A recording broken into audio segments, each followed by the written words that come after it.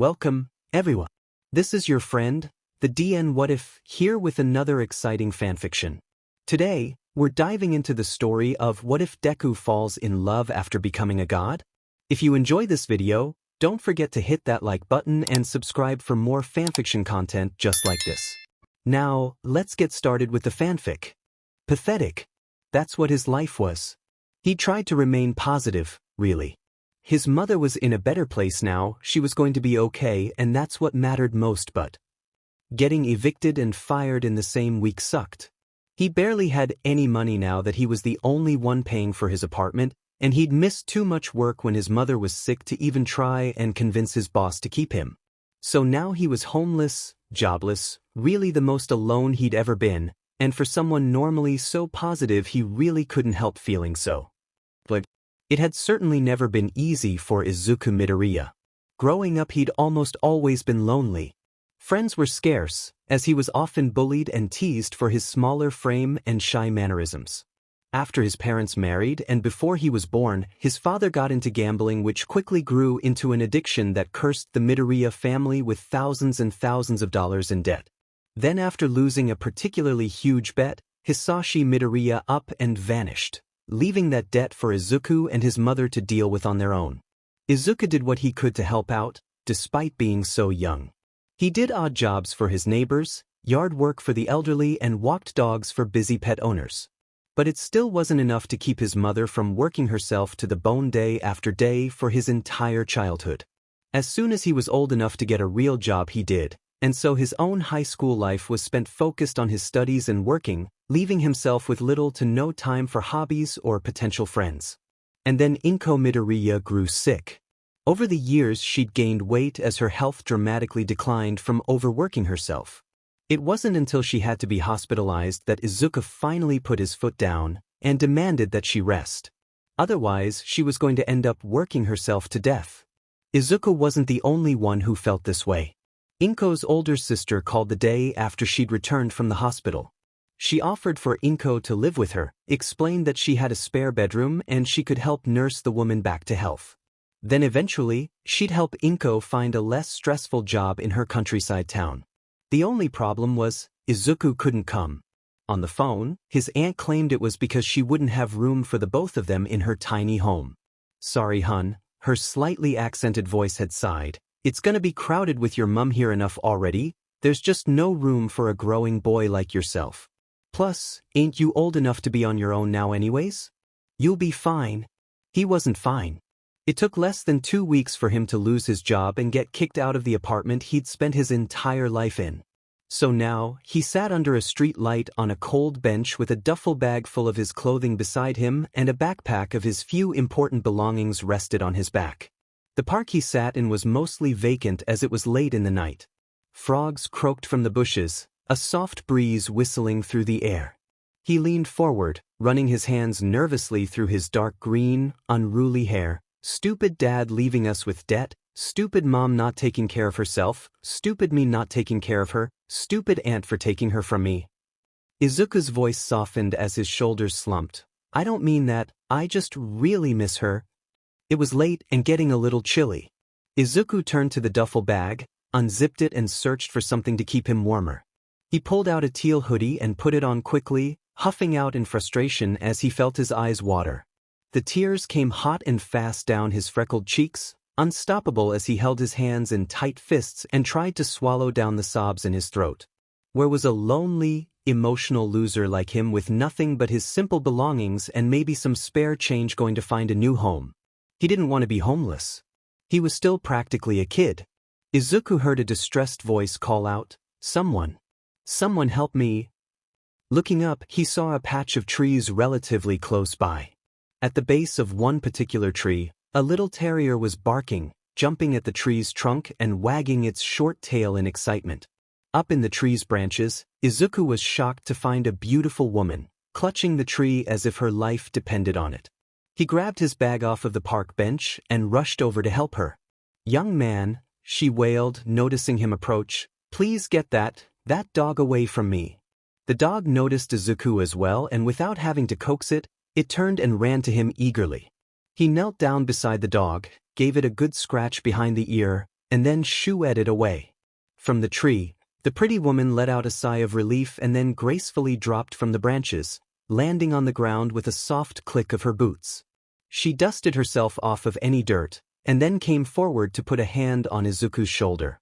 "Thank you so much for saving me," she smiled warmly, then after dropping her hand added, "I'm not much of a fan of dogs." He chuckled, scratching the back of his head bashfully. "I didn't do much." At Izuku's embarrassment, she laughed lightly, her voice sweet and lovely. Her hair was long and a shimmery black, tied up in a high ponytail that fanned out wide and dramatically. She wore a red coat, long white skirt, and expensive-looking leather boots. There was a sense of importance about her, the way she held herself with confidence and grace. Though dark, her eyes were incredibly inviting and warm, her long eyelashes fluttering every time she blinked. She couldn't have been older than 25, her face soft and youthful. "I've been gone for quite some time," she explained to Izuku as they returned to the bench she was sitting at earlier. "Are you also from around here?" "Yes." He nodded but looked at his hands with a sad, polite smile, "though I guess I don't have a place to call home sweet home." The woman tilted her head curiously, voice full of polite concern. "What do you mean?" Her eyes slowly grew wider and wider as Izuku dumped his story onto her, giving her full details as he rambled on. She listened intently, nodding at appropriate times and making little sad hums when Izuku explained why he now found himself homeless. After running his mouth for almost 10 minutes, Izuku gasped in horror. "Oh my God! I got carried away!" He yelped, leaning away from the woman. "You probably didn't want to hear any of that. I'm so sorry." She giggled, hiding her mouth behind her delicate, pointed hand. No, it's all right." They sat together in silence for a moment, before she asked, "You must hate your parents for leaving you, right?"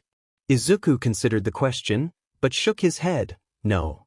I hated my dad at first, mostly because of how much he hurt Mom. But I've found that I feel a lot lighter and happier when I just forget about him. So I don't hate him, I just feel indifferent to him now."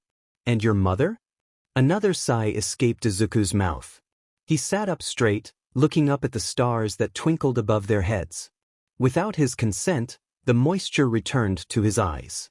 "I could never hate my mother," he said, wiping the tears with his sleeve before they could fall down his face. "I love her, but I can't help feeling hurt that she left me so quickly. But that's selfish of me, right? She works so hard and deserves a break, deserves a much more peaceful life. It's like Auntie said, I'm an adult and should be able to take care of myself." "I'm sure it hurt her dearly to have to leave you," the woman said kindly, handing Izuku a clean tissue. "I have to shamefully admit that I too abandoned someone who really cares for me." Izuku blew his nose quickly, and then the woman added with a dry laugh, "Shudo is bound to turn me to ice as soon as I show my face around." "Ice?" She nodded. "He's very, but a very good person. And I'm sure I've hurt him greatly by leaving him at our home on his own." "Well, I'm glad that you at least have a home to return to." "I wish I could say the same," Izuku muttered, but then widened his eyes at the realization that he'd worded his thoughts aloud. "That was so rude of me. Sorry, it's just been a rough week." She shook her head, then gently took one of Izuku's hands and looked him straight in the face. "Would you like to have my home?" Izuku blinked. "Excuse me," I said. The woman continued in a soothing tone, rubbing the top of Izuku's hand softly. "Would you like to have my home? It would really relieve me of my current burdens if someone else took over." He opened his mouth to protest, but she quickly added, "And you are far more worthy of that house than I am." She moved her hands up to his face and cupped his cheeks fondly. Izuku was speechless under her gaze. A deep flush of pink quickly took over his face. His heart raced as she leaned closer, pushed his bangs back, and then lightly pressed her lips to his forehead. "Here," she said, pulling a folded note from her pocket. "This is the address. I also drew up a map to help guide you, though I apologize for my lack of artistic talent." Izuku gasped in bewilderment, his face practically steaming. "I can't dash." She cut him off again, putting a finger to his lips to shush him. "Please. Don't say no. Tell them Momo Yaoyorozu sent you. They'll be sure to welcome you as their new lord." She wasn't kidding, Izuku said to himself as he examined the poorly drawn map. The drawing was almost impossible to decipher. It had looping scribbles he hoped were meant to be streets, and little puffy shapes that he assumed represented trees. Or maybe clouds. There was even a large ink smudge on the bottom left corner, blurring half of one of the streets. Izuku did his best to follow it, despite the mess of a map that it was. He found himself in a part of town he'd never been to before. The streets were dark and vacant, and the further he walked, the more suspicious he began to feel. It was almost silent. The only sounds were his breathing, the light tap of his bag bumping into his hip as he walked, and the occasional squeak of his bright red sneakers. Soon the buildings all but vanished, and only trees remained along the path he walked. His stomach filled with knots of anxiety, and he considered turning back. I should be almost there, according to the map. He mumbled, the note held tightly in his shivering hands as he looked around. It was getting late, and he wished he was in a warm bed. Izuku pulled his hood over his head, tying the strings into a bough to keep it secure. A few yards ahead, he spotted some steps leading into somewhere he couldn't quite see because of even more small, thick trees blocking his view. He stuffed the note into his pocket and sprinted to the steps. Turning to face his destination, he gulped almost painfully hard. This has got to be some kind of sick joke. He groaned as his legs began to tremble, threatening to buckle at the knees.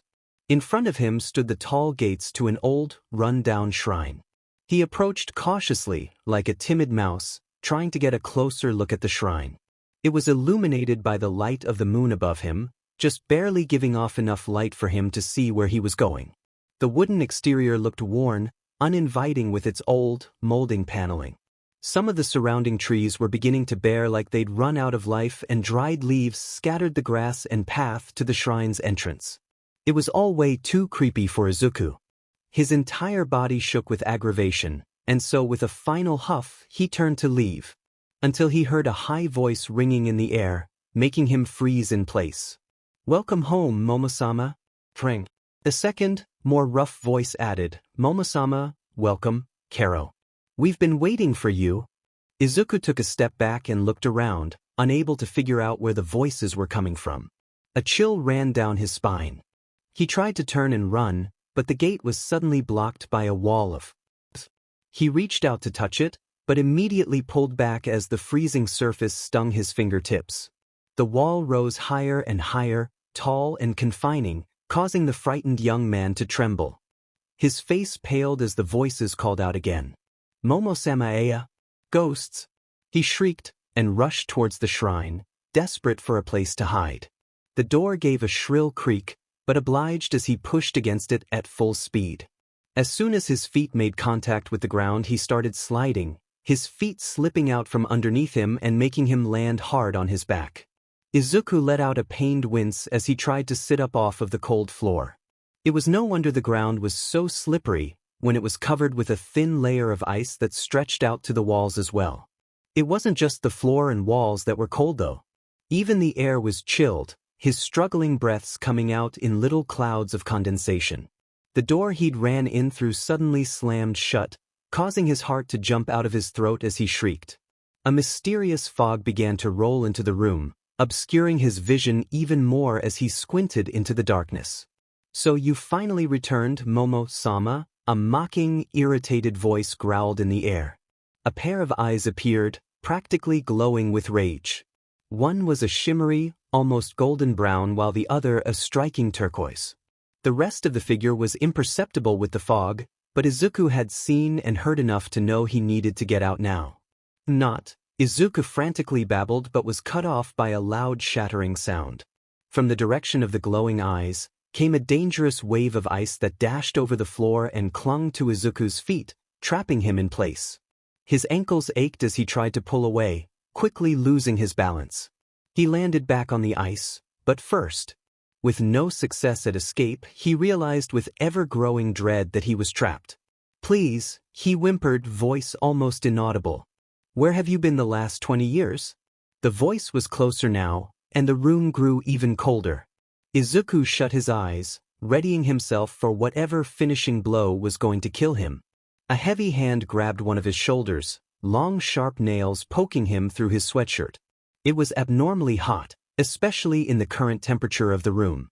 He heard a sharp inhale, and then the ice was gone and the pressure of the stranger's hand was off his shoulder. His feet and butt felt damp, but also numb from the puddle of ice water that formed around him. Cautiously, Izuku opened one eye and peered up at the man above him. The face looking down at him was very controlled, almost blank, but Izuku could see there was shock underneath that layer of coldness in the way his eyes widened. He blinked at Izuku curiously. "You're not Momo?" "I'm not." Izuku's confusion only grew as he tried to register what was on top of the person's head. Were those fox ears? Before he could keep looking at the strange man in front of him, he was distracted by two small, human-like creatures who suddenly appeared on each of Izuku's sides. One of them wore a baby pink kimono with golden shimmering stars patterned across the fabric. Wrapped around her was a navy blue obi belt that matched the Zori sandals on her feet. Her hair was chestnut brown, short, and framed her round, rosy cheeks. She had large brown eyes and long, wispy eyelashes that made her appear doll-like. She looked over Izuku with wide, wondering eyes, clinging to the sleeve of his damp hoodie. How can this be? The other creature was slightly less human-like. She had long, dark green hair that reminded Izuku of the color of his mother's hair. It was tied at the end like a bow. Long bangs laid down the middle of her forehead. Something about her was oddly amphibious, the way her body hunched forward and the way her long, thin pink tongue stuck out from her mouth. Her hands were incredibly large in proportion to the rest of her body, as well as her eyes that took up most of her face with their long bottom lashes. Like the other girl, she too wore a kimono, but hers was a pale green fabric, patterned with golden flowers and branches. Her obi was a dark teal, and her zori were light yellow. Her voice was the rough one Izuku had heard earlier. It was gruff but still feminine, and he realized it sounded similar to a frog's croak. "They have the mark of the land god on their forehead, Karo." She tapped Izuku's forehead, her skin warm on his, and continued, "I sense Momo-sama's spiritual energy. It's unmistakable, Master Shudo," she said, addressing the fox man.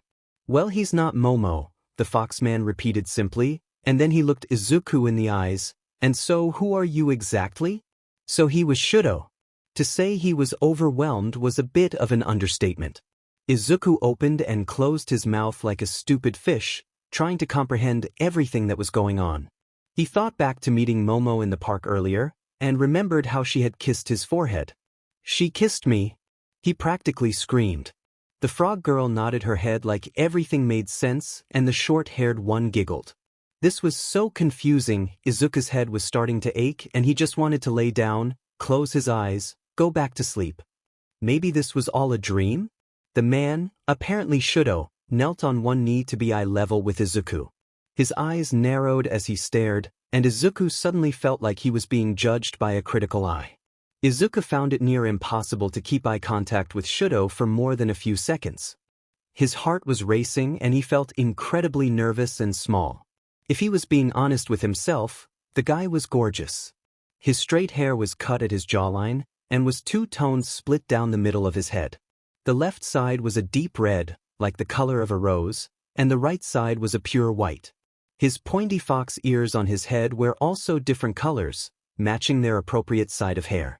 Over his turquoise eye on the left side, he had what looked like old scarring, but it didn't take away any of the attraction that this man clearly possessed. His jaw was sharp, his face pointed and fierce. The way his eyes were shaped was also sharp, bottom lashes lined in red, and despite the coldness behind them there was a heat that made Izuku feel like he was burning under his gaze. Shudo was dressed in traditional clothing like the girls, a low-cut white yuka with a black haori over it. He was barefoot, and his fingers were long and almost claw-like. Behind his body, twitching slightly, was a long, fluffy two-colored tail that split red and white down the middle just like the hair on Shudo's head. Yokai, Izuku realized. "I'm surrounded by yokai." The fox yokai reached a hand out and grabbed Izuku roughly by the chin. Another squeak escaped from his mouth, and he felt himself blushing harder under Shudo's intense, scrutinizing gaze. His right hand was cold on Izuku's face, but his skin was incredibly soft. Shudo's expression was unreadable, lacking of emotion, making Izuku feel even more uneasy. Shudo let go of Izuku after a moment and stood up, stepping back a little. Momo kissed you. And what else? Izuku sighed in relief at the sudden space. Just here, on the head. He used the arm that the short-haired girl wasn't clinging to and pointed to the spot on his forehead. And she told me to come live here? Here's the note she gave me. Excusing himself from the girl's hold, he reached into his pocket and pulled out the folded map that Momo had given him earlier. He handed it over to Shudo's expectant hand. Both girls left Izuku's side to look over Shudo's shoulder and read the note with him. Izuku took this chance to stand up again so he didn't feel so small and awkward on the floor. He tried to ignore the dampness in his jeans. The short-haired one spoke first. That's definitely Momo's beautiful penmanship. And horrible drawing, Karo, the frog girl added bluntly.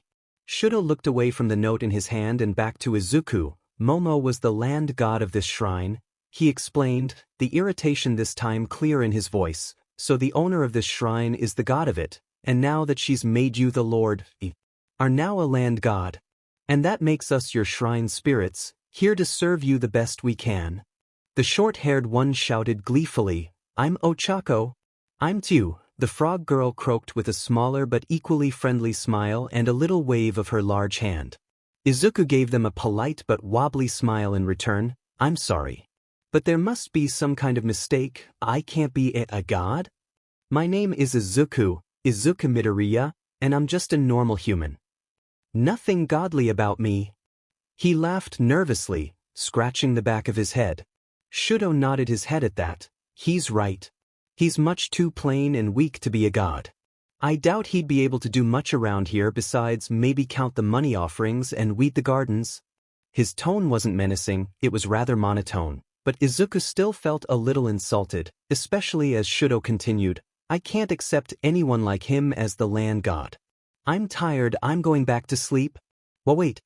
Izuku stuttered, while the girls shouted out, Master Shudo, please wait. Don't say that. The fox yokai was already turned around, ready to leave, but Ochako yelled out, It's our duty to happily welcome Izuku-sama. Shudo gave Izuku a quick glance over his shoulder, then said to the shrine spirits, I am Momo's familiar, not his. If that boy stays, then I'm leaving. Find someone else to replace me, he is not my duty. Good night, Ochako-chan, Tsu-chan. It was odd to Izuku how offended he felt by the way Shudo said boy. He couldn't help feeling dejected, he wasn't ready for this new and crazy responsibility. Shudo left the unfurnished room, most of the ice vanishing with him. Dew trickled down the walls, while the floor shimmered from the frosty coating. The two girls moved to stand beside Izuku, looking up at him with concerned expressions on their sweet faces. Standing beside them, Izuku could see just how small and childlike they were physically, as their heights stood just below his waist. A yawn escaped his throat and he rubbed his eyes slowly. You're tired, Izuku-sama, Tsuyu pointed out gently. He looked to the frog girl and gave her a small, but clearly unhappy smile. I guess I am. Ochako pulled on his sleeve, leading him down a hall. Let's get you ready for bed then. We'll make a comfortable resting place for you tonight. Izuku thanked the two shrine spirits sincerely. They offered him dry, comfortable pajamas to sleep in, and once they finished the bed arrangements, he laid down quickly, pulled the warm blankets up to his neck, and fell into a deep sleep for the rest of the night. He couldn't wait to wake up from this bizarre dream. It had been at least 5 years since Izuku had woken up feeling so refreshed. He sat up slowly, rubbing the sleep from his eyes, and let out a satisfied sigh.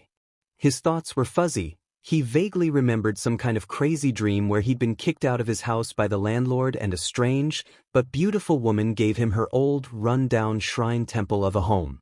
The dream had been full of odd people, cute, childlike shrine spirits, and a handsome but chilling fox yokai.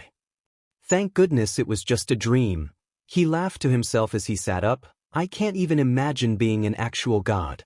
The little spirits were cute, but that fox yokai sure hated me. Master Shudo doesn't hate you, I think? A voice croaked from beside Izuku. Izuku let out an undignified scream. Ochako giggled behind her hands, while Tsuyu smiled sweetly. She tapped her chin slowly with her rather large index finger, as if in thought. Would you like some breakfast, Izuku-sama? Ochako fluttered her long eyelashes at Izuku, rosy cheeks bright and cheery. So it wasn't a dream. Izuku deflated weakly, I don't have much of an appetite right now, but maybe in a little bit. Thank you. She nodded, her hair bouncing as her head bobbed up and down. She turned to Hugh. Shall we show Izuku-sama some of his duties as the land god? Tsuyu gave a croak of approval, and the two girls pulled Izuku out of bed. Despite their short heights and small frames, they were both strong. He tried to object, but they simply shushed him. In a matter of minutes, they brushed, or at least attempted to before giving up, his hair, changed him out of his pajamas and into a traditional olive green yukata, and were pushing him out the door and into the backyard outside of the shrine. It was too fast for him to feel proper embarrassment, but his head spun with overwhelming confusion. They handed him some gloves and a rake. Time to cleanse the yard, Ochako exclaimed, floating beside Izuku and throwing leaves into the air. Unlike us, when you clean it'll give the whole shrine a sort of cleanse. So get to it. The yard behind the shrine was huge, full of various plants and trees. On one side there was a large garden that had a variety of vegetables, herbs, and fruit. Scattered about were many flowers and bushes, colorful and inviting to the many butterflies that fluttered about. Some of the trees bore fruit and blossoms, while a good majority of the others were bare and losing their leaves despite it being the middle of spring. Surrounding the yard like a fence was a dark, mysterious-looking forest. He quickly got to work, raking up all the dead leaves, sweeping the porch, weeding and watering the gardens, and pruning the trees. It wasn't that he disliked the hard work. There was something both peaceful and satisfying about doing it, even if it felt like he was doing free labor. But after going at it for a few hours he could feel his arms starting to ache. He climbed up a tree, spotting a thick branch that looked like a lovely place to sit. The tree's cool trunk was pleasant against his back, and he briefly wondered if he'd be able to take a small nap and stay balanced. With his long sleeve, he wiped the sweat off his brow and closed his eyes. There was a harsh breeze, and then suddenly the branch Izuku had been resting on started to lean as if the weight had doubled. Izuku's eyes quickly opened as he scrambled to grab something to catch his balance, but when his hand instead made contact with a very cold ankle, he let out an alarmed shout and stumbled backwards off of the branch. With a oof, he landed painfully hard on his back, gasping for air as he felt the wind knocked out of him. Shudo leaned over slightly, peering down at Izuku with an uncomfortably blank expression. He sat with one leg stretched out while the other was bent at the knee, his elbow comfortably rested against it. His red and white tail casually swung off to the side, hanging off the branch with the laziness of a carefree cat. It wasn't until Izuku sat up, hand on his chest as he took deep breaths, that the yokai straightened up and then gracefully slid off of the tree branch. His landing was silent, a good foot of distance between him and Izuku. His yukata was a navy blue this time, the color bold against his pale skin. It was almost unfair how elegant he looked just standing there, staring at Izuku as if he was waiting to see what the pathetic human would do next. I'm all right. Izuku winced, face red with shame as he clumsily stood on his feet and brushed the dirt off of himself. Shudo blinked at him. I didn't ask. All right. Izuku muttered awkwardly. Did you need something? Oh. I was just coming to see if I needed to clean up after you, Shudo said simply. The statement was almost rude, but his voice lacked any hostility, making Izuku feel even more unsure of how he should respond. Do you? Shudo's mismatched eyes scanned the yard, face serious, until he flickered them back to Izuku. No. Your work was sufficient. Great. Izuku said sarcastically, turning to walk back inside. He was incredibly uncomfortable and self-conscious in front of Shudo, his fight-or-flight instinct greatly leaning towards the latter. You're weak, the yokai spoke up, stopping Izuku in his tracks. Do you really think you can take over the role of a god? Izuku looked to the ground, a dejected sigh escaping his throat. He was barely considered an adult, and based off his height and small frame people assumed he was younger than he was. If he was being honest with himself, he wasn't particularly good at anything impressive, he wasn't the strongest, and he definitely possessed no special magical abilities or powers like a real god would. But still, there was one thing Izuku always took pride in. And that was his determination. He never quit trying to do his best, no matter the situation. What other option did he have, anyways? He didn't have anywhere else to go, he needed some place to live, and so he was going to try his best to be considered worthy to the other inhabitants of his new home, whatever that might mean. I might not be good enough now, Izuku said, his voice shaking but earnest, but I'm going to work hard and do my best, and I'll prove to you and anyone else who doubts me that I'm capable of doing anything. He turned back slightly, looking up at Shudo's face. It was still stoic, but his eyes were widened a fraction more as if he hadn't been expecting Izuku's response. I'll be going inside now. Unspilled tears began to rim his eyes and he cursed them under his breath. Not now, be strong. He could feel himself practically marching as he headed to the back porch, hands balled into fists as he bit his lip in frustration. Ochako rushed to his side as soon as he entered the shrine. Is everything all right, Izuku-sama? You look like you're about to cry. Tsuyu offered him a clean handkerchief, which he accepted and used to dab at his moist eyes. Thanks. I'm all right, don't mind me. He let out a shaky laugh. The shrine spirits were unconvinced, but they were respectful to not push him either. Tsuyu hopped ahead into another room, while Ochako took Izuku's larger hand and followed her. They had him sit beside a small floor table, on top of it a humble arrangement of food. There was a plate of sliced apples, another with rice balls, and one more with sliced tamagoyaki. Ochako offered him a large glass of water which he accepted with eager gratitude. Thank you for the food, Izuku said, digging in. I have some questions, he said after swallowing a mouthful of food, looking up to the girls who were knelt across from him. Tsuyu smiled. What is it, Izuku-sama? He twitched at the honorific, but shrugged it off. Can you tell me a little about Shudo? Master Shudo used to be a wild fox, Ochako said thoughtfully, but Momo-sama took a liking to him and decided to make him her familiar. Izuku nodded. Is he powerful then? Very. He's a very well-known yokai and respected. Ochako was cut off by Tsuyu. You mean feared or despised, Karo? The green-haired spirit croaked. Ochako gave her a pointed look, but then smirked. He's respected by many. He has ice and fire abilities that are very strong. This didn't surprise Izuku, but it did make him more curious about the fox yokai. If he was so strong and well-known, what was he doing serving for gods like Momo? Izuku wondered if maybe it was because they had a romantic relationship. For some reason, the thought made his stomach churn uncomfortably. It was also interesting to him that Shudo had both ice and fire abilities. He'd had yet to witness Shudo use any fire, but then again maybe that was a good thing. Fire was dangerous in a natural setting, and as a magical power Izuku was a little nervous about the strength it must have. He quickly finished his food, and thanked the girls for providing it. Now time to continue the deep cleaning. Ochako grinned as she clapped her hands loudly. Izuku groaned, but accepted his fate. Let's get this over with. After a few more hours of cleaning the entire shrine from top to bottom, Izuku lay outstretched on the clean, bare wooden floor. For a god, he sure felt like he was doing a lot of tedious work. He had considered asking Ochako and Tsuyu for their help, but he assumed that if they wanted to help him out they would have already offered.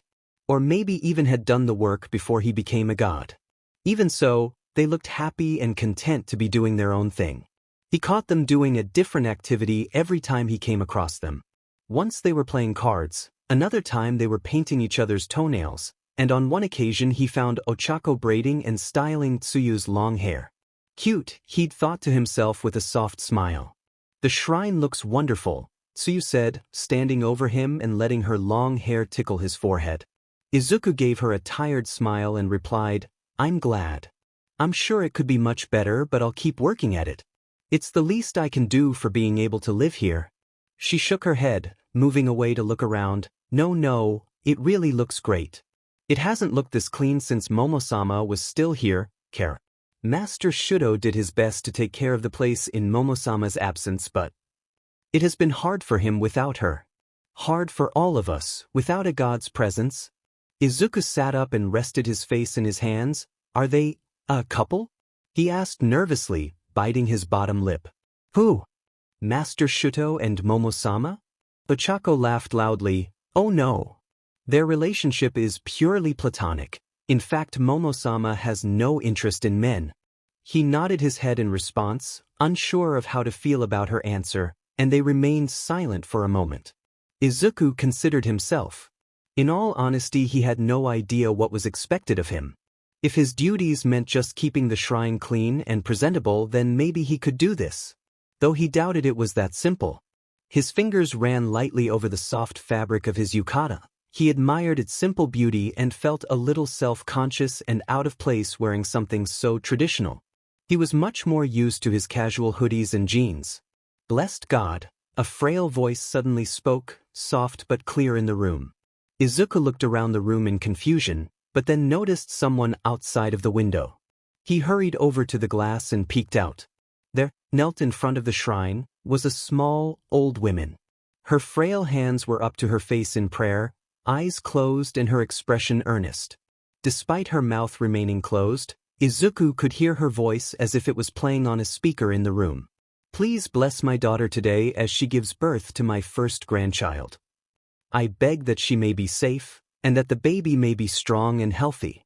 She bowed her head respectfully, and remained still for another minute before standing up and leaving. I could hear her, but she wasn't speaking out loud. Izuku said in awe as he turned to Ochako and Tsuyu for some sort of explanation. What you just heard was the prayer of the worshipper, Ochako said proudly. The prayer wasn't spoken out loud, but you heard the words coming from her heart. Tsuyu added, this is part of your duty, to listen to the wishes of the land. Before he could ask anything else, they both rushed out of the room. He sighed, looking back out the window to where the woman had sat praying. There was a peaceful feeling of reverence over him, something he wasn't used to feeling. The girls were gone for almost 10 minutes before they returned.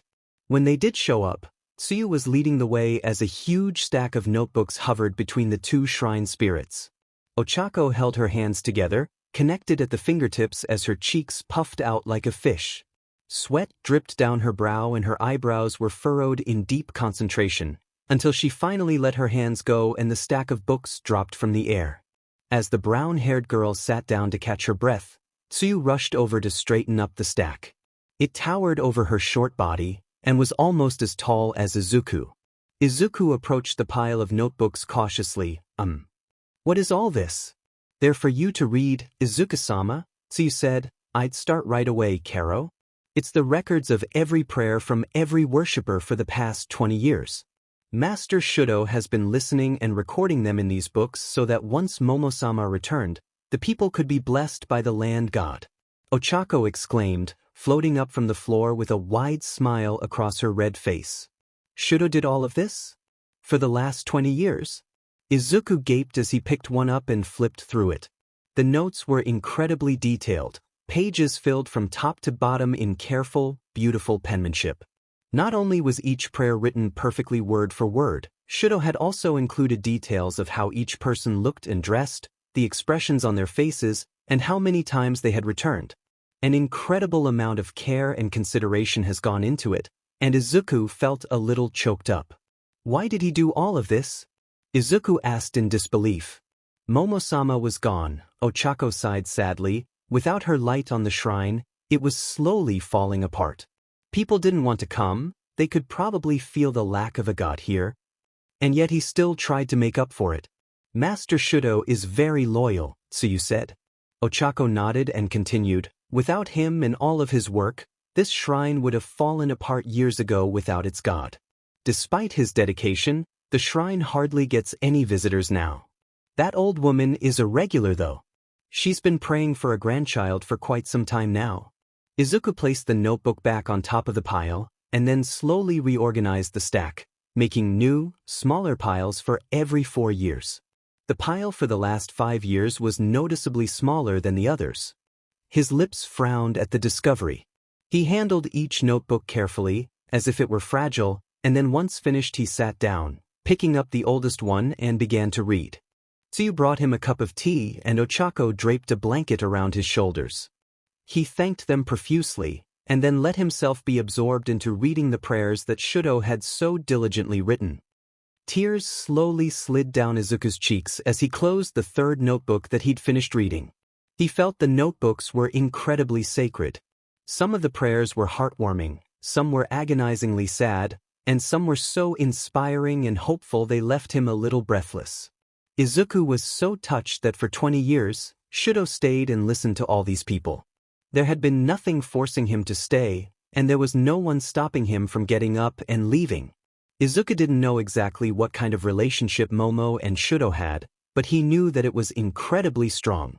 His chest ached. It hurt that Shudo had no faith in him, but he also really didn't blame him. He'd only met Momo for that short moment, and he could still sense that she was very important. Izuku knew that his presence lacked anything similar to Momo's. So he made his decision. It took him a few minutes of searching, but after finding himself to be alone, he awkwardly called out, "Ochako? Tsu?" With a poof of smoke, both girls appeared in front of him. He cried as he backed into a wall. "I need to get used to that," he exhaled, clutching his chest as his heart raced. Ochako gave him a wide smile. "What can we do for you, Izuku-sama? Do you know where Shudo is? I'd like to speak to him," he said to them. The two girls glanced at each other, and then Ochako hesitantly responded, "Yes, but it's a little far from here. In another world to be exact." "Karo," Tsu croaked, blinking her large eyes at Izuku. His eyebrows raised in surprise, and with an excited grin he asked, "Can you take me?" Ochako and Tsu each took one of Izuku's hands and led him to the woods in the back. They explained to him that they were able to travel world to world at ease, but it's something he wouldn't be able to do intentionally anytime soon because he was just a human. He tried his best to not take that as an insult. Tsu explained to him that where they were going was the world over yonder. In the shadows of grassy fields and wells, all the dark places in our world serve as entrances, she said as they walked along a dark path that to Izuku didn't seem spiritual or out of the ordinary. Lying between our world and the netherworld is the world of the supernatural, Karo. It is the place they say humans unexpectedly stray into when they peer into the darkness. As if out of nowhere, Izuku and the girls suddenly stopped in front of a large, foggy gate. Izuku was unable to see much around him besides the dark trees, and the gate looked as if it had nothing on the other side of it. The shrine spirits pulled him along into the gateway. As he entered, lights seemed to flicker on, vibrant reds and oranges and yellows danced in front of his eyes. They stood alone in a vacant but brightly lit street, full of old, wooden shops and buildings that were lit with warm paper lanterns and lights strung from rooftop to rooftop.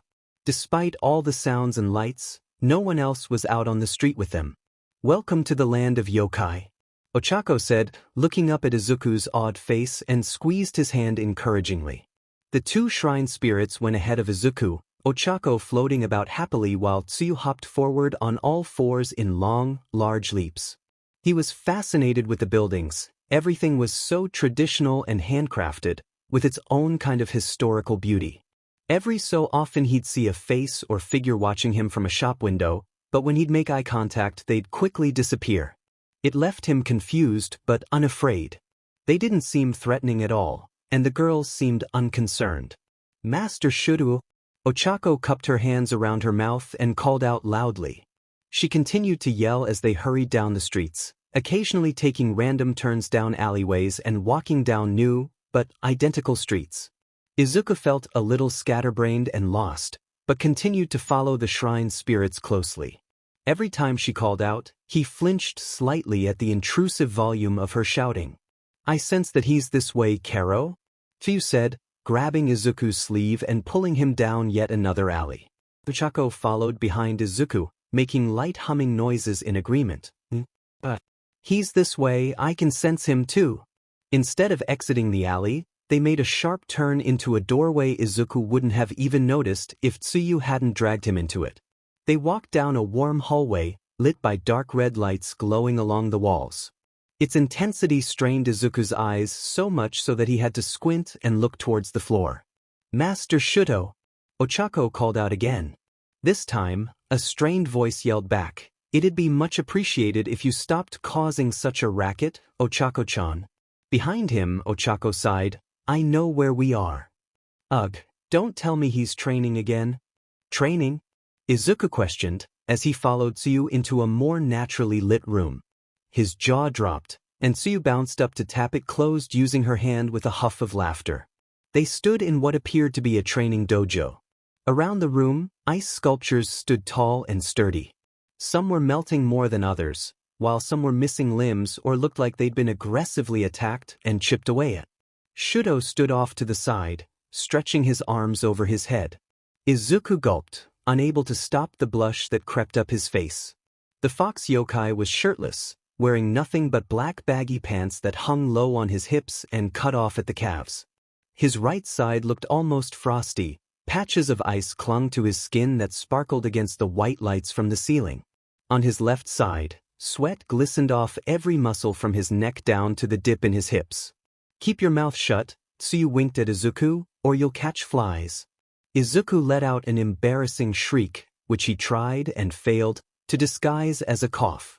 Shudo wiped the sweat off his forehead and turned to the girls, awkwardly avoiding any eye contact with Izuku. "Did you need me for something?" "I told you I have no interest in being his familiar." Ochako levitated herself eye level to him, hands on her hips and voice stern. "Master Shudo, you know better than to overexert yourself like this. You're covered in ice. Are you trying to make yourself sick?" Shudo glared at the floor, his face resembling a scolded child. "It's fine. It's only a little ice. Last time you trained like this, you were bedridden for 5 days." Tsuyu pointed out and handed him a dry towel. Shudo nodded his head in thanks and hung it around his neck. With his left hand slowly moving over the ice along his right side, he melted the ice chunks that clung to him with a harmless red flame that flowed from his fingertips. His body seemed to be steaming. Izuku looked back over his shoulder shyly, eyes wide with fascination, his blush still remaining in the form of pink dusting over his freckles.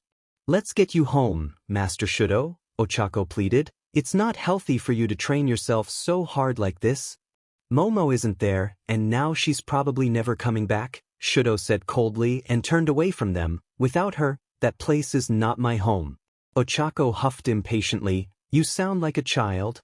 "We have Izuku-sama now," Tsuyu croaked in an attempt to be comforting. "He is not her," the fox yokai stated as. He gathered his clothes and began to dress himself. Izuku took a deep breath, and with clenched fists and tightly closed eyes he stood tall and shouted, "I don't need you, Shudo. You're free to go." There was silence.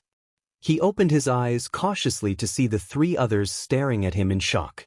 Ochako and Tsuyu's mouths were open in surprise, and Shudo was still where he stood, arm half into his sleeve. His brows furrowed in confusion and he opened his mouth to ask something, but Izuku cut him off. He laughed nervously, scratching the back of his head. The words poured out of his mouth, fast and clumsy but full of emotion. "It's just. Ochako and Tsuyu told me everything you've done for the shrine since Momo had left. I know you worked really hard and I wanted to thank you. I also know that you don't believe in me, which sucks, but like it's whatever. I'm not going to force you to be my familiar. So you can go, do whatever you want. You can relax now. I don't need you." He looked to the floor, feeling a little lost but also relieved to have spoken. He turned around to leave, but looked back to Shudo and added, "I really am grateful for all you've done. I'm sure Momo would have been really proud." He heard Ochako and Tsuyu call out after him, but he continued walking down the halls and back out into the street, by himself. Shudo turned to the shrine spirits. "Why did you even bring him here?" he demanded, quickly putting on his yukata. Tsuyu shrugged. "He said he wanted to talk to you." Ochako sighed, hands on her hips as she glared at the fox yokai. "You know he needs you, Master Shudo. A god needs a familiar. He can find his own familiar then. You heard him, he doesn't need me." Shudo ran a hand through his hair in frustration, blending the reds and whites together. "Do you two not realize how dangerous it is for a human to be here?" "He's a land god, Master Shudo," Ochako defended with a roll of her eyes. Shudo let out a low growl. "That's even worse." The shrine spirits looked at each other, realization dawning over them. "Oh no." They shouted in unison, rushing past Shudo and calling out, "Izuku-sama." Together they hurried out into the streets calling his name. Ochako floated through the air quickly while Tsuyu hopped even faster ahead of her. As they called out his name, they'd wait and listen closely for a response. Suddenly they heard a frightened scream. They rushed in the direction of the scream, matching expressions of worry over their faces. Back at the training dojo, the yokai stood alone in silence. He took a deep breath and then began to wrap his calloused hands, muttering to himself in conflict, "Why did Momo pick you?" It didn't take Izuku very long to realize he was lost. "Everything looks the same," he muttered to himself, green eyes looking around to try and recognize anything that could tell him if he was walking the right way or not. There was still the occasional face peering at him from a storefront, and on a few occasions he had even tried to wave, but continued to get no response back. Izuku walked until he found himself at the dead end of an alley, facing an empty wall. He shoved his hands in his pockets, sighed loudly, then turned around and away from the simple brick wall to explore another street. But as he turned, he found himself face to face with a young man with painfully dry, chapped lips and crackling skin. The man had pale, messy blue hair and small piercing red eyes. He opened his mouth and gave Izuku a spine-chilling grin. "You must be the new land god?" the man said with a hoarse, scratchy voice, standing low with posture that had to be hard on his back. Izuku startled. Something about this man was incredibly wrong and he felt himself starting to panic in his presence. Maybe? I guess?" The man took a step closer. Despite his hunched posture, he was still taller than Izuku. His gross, hot breath tickled Izuku's bangs. "You're still fresh, it's painfully obvious. New gods are always so easy to smell. What's your name, human?" "Midoriya Izuku," he whimpered, backing away and thumping against the wall behind him. He was starting to sweat, feeling like a trapped animal. "Izuku," the man's smile grew even larger, taking up half of his face. "Izuku. Izuku." He repeated, cackling to himself like saying the name gave him pleasure. He brought up a pale hand, fingers just peeking out of the simple black hooded robes he wore. His red beady eyes scanned Izuku's face. Then he lightly grasped a chunk of Izuku's hair between his thumb and index finger, pulling it down right in front of Izuku's eyes so that he could see it clearer. "Want to see a cool trick?" he sneered, and then before Izuku could respond, he twisted his wrist around, moving his remaining 3 fingers to hold on to the clump of hair. With all 5 fingers touching the strands of hair, the hair he was holding in his hand disintegrated before Izuku's eyes, the small amount of particles blowing away. Izuku gasped in horror, his body trembled and shook and tears began to form in his eyes. He was terrified of what would happen if the man touched his skin directly. "What do you want from me?" he choked out, teary-eyed and angry to be trapped. "What do I want?" the man repeated thoughtfully, taking a dramatic step to the side to stand on the wall beside Izuku and tapped his foot impatiently. "Why, Izuku, didn't you know? You, my friend, are a land god. If I eat your heart, not only would I become a god, but I could also live for at least another 10,000 years. And if I ate all of your major organs, I bet I could live forever." He tilted his head towards Izuku. "You're okay with that, right?" He winked. "No," Izuku cried, and with a furious scream he brought his arm back, hand in a fist, and punched the pale man hard in the jaw. The man stumbled backwards, angrily cursing out in pain. Izuku took the opportunity to run, and he sprinted away, heart racing faster than it ever had before. He ran blindly down streets, turning in alleyways and making as many turns as he could to try and escape. But despite how fast he fled, every time he glanced behind himself, the man was close on his heels. "Damn it, running in yukata is hard." He gasped for breath as he tried to not trip over his own feet. Izuku turned a corner sharply as he exited another alleyway. Something collided into his stomach, causing him to trip over his feet and roll face first into the ground, bringing the thing with him. "Ow!" Tsuyu croaked, crawling out from underneath Izuku. He stood up fast, picking her up and grabbing Ochako from the air. "We need to go now." "What happened, Izuku-sama?" Ochako said into his neck as Izuku held on to her and Tsuyu both, tight against his chest. "That man," he panted as he ran past more shops, "is trying to kill me. He said if he eats me he could live forever." Tsuyu peered over Izuku's shoulder at the man chasing them. "I don't think he'd live forever. Just a few 100,000 years at most." "Izuku-sama," Ochako said, beginning to wriggle out of Izuku's hold. "You and Tsuyu-chan need to head out the gate and to the woods to get back. I'll go find Master Shudo, he can help you." "No," Izuku cried, holding her closer, "We don't need to bother him. Despite his appearance, Master Shudo is kind, Kero. I don't think him saving your life would really be considered bothersome," Tsuyu insisted. He unwillingly let Ochako go, and she gave him a feather-light kiss on his temple. "You two be safe. I'll be back soon."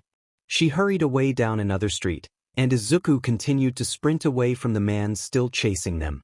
Tsuyu directed him where to go, but he was getting exhausted and could feel himself slowing down. To his relief, they quickly found the gates they had come in through earlier and exited. He ran down the foresty path, holding the frog girl close and feeling Tsuyu's tiny heartbeat racing in quick time with his. Without all the red lanterns that had been lighting the streets before, Izuku realized how late it had gotten. The forest was dark and chilly, trees swaying from a low breeze as the wind whistled. His chest and legs ached from how much running he'd done, and he cursed himself for not being more in shape. Leaving seemed to be taking way longer than it did to enter the spirit world. "I don't know how much longer I can go like this," his voice sobbed out, turning Tsuyu's small body so that he carried her like a cradled toddler rather than over his shoulder. "Izuku-sama. I have an idea, Kero," Tsuyu said. She opened her mouth wide and wrapped up in her long pink tongue was an ink-dipped brush and some rolled papers. Izuku gaped at her in shock and slight disgust as she unrolled the damp papers with her hands and pointed to them. "These are white talismans. As a land god, one of your abilities is to manifest powers from them, depending on what you write on it." Tsuyu jumped out of Izuku's arms, handed him the brush and papers, and kept up with his pace in long leaps. He nodded his head in understanding, and so she continued, "If you write on one of these talismans and affix them to a target object, those words will bring forth power and essentially come true." She suddenly stopped on the path. "Let's rest for a minute." Tsuyu grabbed Izuku's sleeve and yanked him down, into some leafy bushes where they could hide and catch their breaths. They huddled together behind the shrubbery, sitting on soft grass that was cold and damp. She nodded towards the talismans. "Try one, Kero." Izuku quickly scribbled words on a talisman. He reread it for a second, and then lightly smacked the paper to the middle of Tsuyu's bangs. The words said, "Turn into a badass ninja warrior and beat the creepy guy up." Tsuyu blinked slowly, then looked up at Izuku with an amused smile. "Izuku-sama, the power of the talisman cannot surpass that of your own abilities." He groaned, but his groan turned into a shriek as he looked up to find the blue-haired man standing over him, mouth open wide, lips cracked open and bleeding as he sneered down at Izuku. "Found you, land god." Without a second thought, Izuku furiously wrote, "slugs" on the next talisman and shoved it into the man's open mouth. He reeled back, eyes bulging wide in horror as a continuous flow of slimy, yellow slugs poured out of his mouth. Izuku scooped Tsuyu up and off of the grass and ran back to the gravel path, hoping to gain as much distance as possible. "That was disgusting, Kero." Tsuyu winced as she held onto Izuku with an arm around his neck. "It was the first thing I thought of." He laughed sheepishly, cringing at his own choice of action. Heavy, loud footsteps came from behind them. The man was running even faster this time to catch up to them with his hands outstretched. "Now I'm really going to kill you, land god. I'm going to crush your skull between my fingers and eat every last one of your delicious organs after I make you suffer." There was a puff of smoke that appeared in front of Izuku. He tried to move away, but he'd gained too much momentum from his sprint and ended up tripping over his own ankle, sending Tsuyu flying. She rolled safely to the side, her reflexes much more advanced than Izuku's. He stumbled forward into someone's hard chest as the smoke vanished, and together they fell hard on to the rocky pavement. Izuku yelped, looking into Shudo's shocked, mismatched eyes as they were falling. Their chins knocked against each other's painfully, making a clunking sound. Shudo tried to push Izuku off of him, pushing against the freckled boy's shoulder. At the same time, Izuku put weight into that side of his body to try and lift himself up. His weight caused Shudo's hand to slip and Izuku fell, again, only this time into Shudo's face. Their noses squished and their lips smashed against one another's with a loud smack. "Shit," Shudo cursed as his body began to glow a faint white beneath Izuku. Izuku leaped off of him, screeching incoherent apologies as his whole body seemed to blush bright red. He barely noticed Ochako and Tsuyu squealing gleefully with each other, too embarrassed to question them.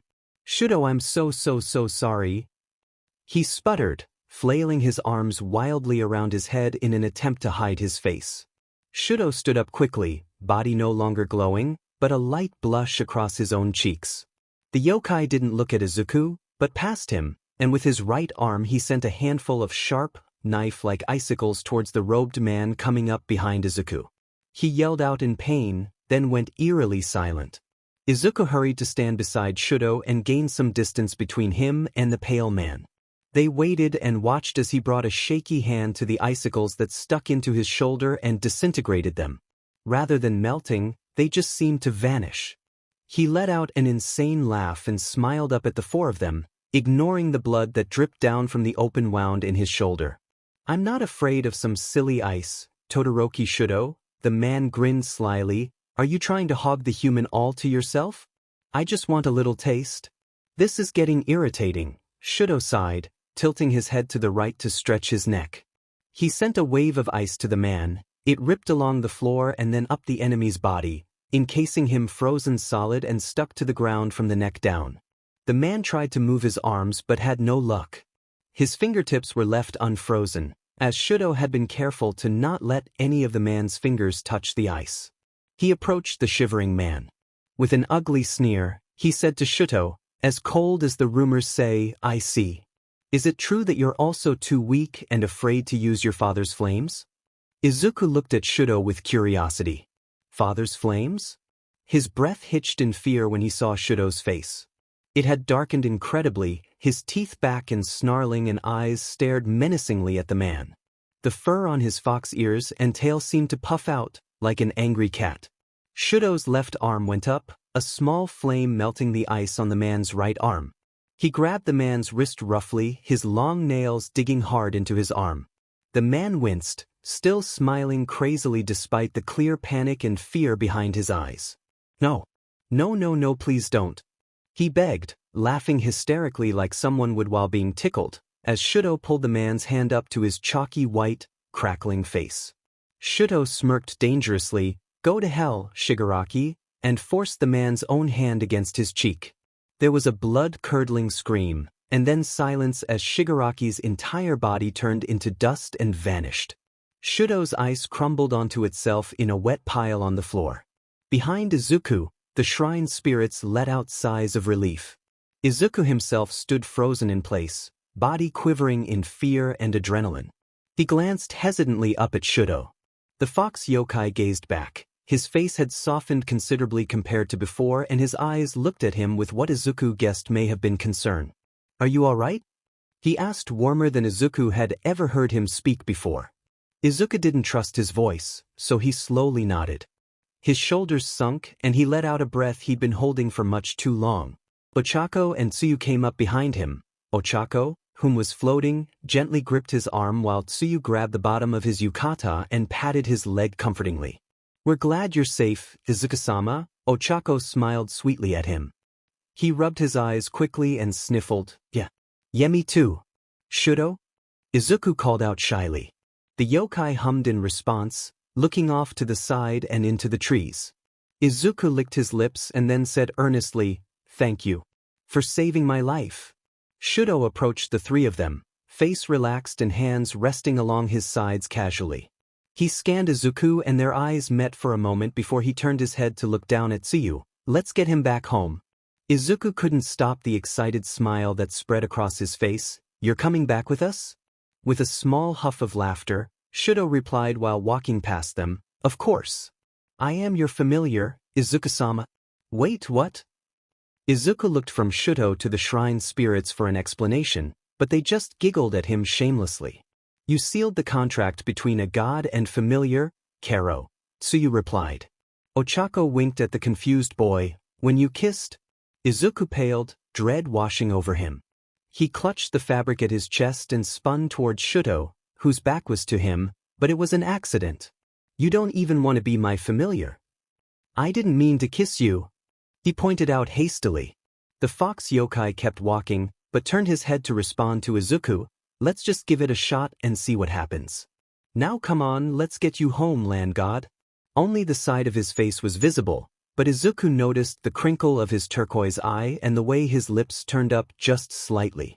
Izuku smiled at his feet, hiding his blush as he held onto Ochako and Tsu's hands. He couldn't believe Shudo had changed his mind. They followed after Shudo quickly, their footsteps soft on the dirt path. None of them missed the small, but endearing smile that had appeared on the yokai's face for only a few seconds, but the three of them silently agreed to not mention it. The moment he opened his eyes, he realized something was very different about the shrine. Izuku sat up from the pillows. When did these pillows get here? And looked around. Even his bed wasn't the same floor futon that he'd fallen asleep on the night before. His fingers ran along the soft, silky blankets in humble awe. His entire life he'd been poor. There were even years when him and his mom shared a bed. So to wake up in a huge king-size bed, all to himself, with elegant bedding and feather-stuffed pillows, left him a little dumbfounded. As he examined the rest of his surroundings, he quickly discovered there was a lot more added to the once empty room. Framing the bed was a midnight blue canopy with gold stitching that matched the bedding he was currently laying in. Across from the bed was an oak dresser, beside it a traditional 3-panel room divider. His bags he'd arrived in were stacked neatly on the floor, looking much thinner and emptier than they should have been. "Good morning, Izuku-sama," a voice said from the doorway. With a startled twitch, Izuku turned to face Shudo. The fox yokai bowed his head low and respectfully, hands stiff at his sides, the two shrine spirits jumping up from behind him. "Good morning, Izuku-sama. Do you like the new furniture?" Ochako asked in excitement. Izuku climbed out of the bed awkwardly, nodding his head in earnest, "Yes. But where did it all come from?" "Master Shudo prepared the shrine for you while you were sleeping, to make it more comfortable," Tsuyu explained as she began to straighten out the tousled blankets. "Oh, let me help you, Tsuyin," Izuku said, reaching for the blankets on the other side. With 2 long strides, Shudo was suddenly beside Izuku and gently pulling him away. "You relax, I'll help Tsuyu-chan and you can go eat the breakfast I've prepared for you in the front room." He stood in shock, blinking his eyes wide at Shudo. Okay? Thanks." Shudo tucked in the sheets and then gave Izuku a quick glance, and with no emotion to his voice said, "No need to thank me, Izuku-sama. I'm your familiar now and I'm just doing my duty." Something about the whole situation made Izuku's stomach churn in discomfort. He quietly followed Ochako out to the front room, brow furrowed in thought. Shudo didn't seem so against Izuku now, that was for sure.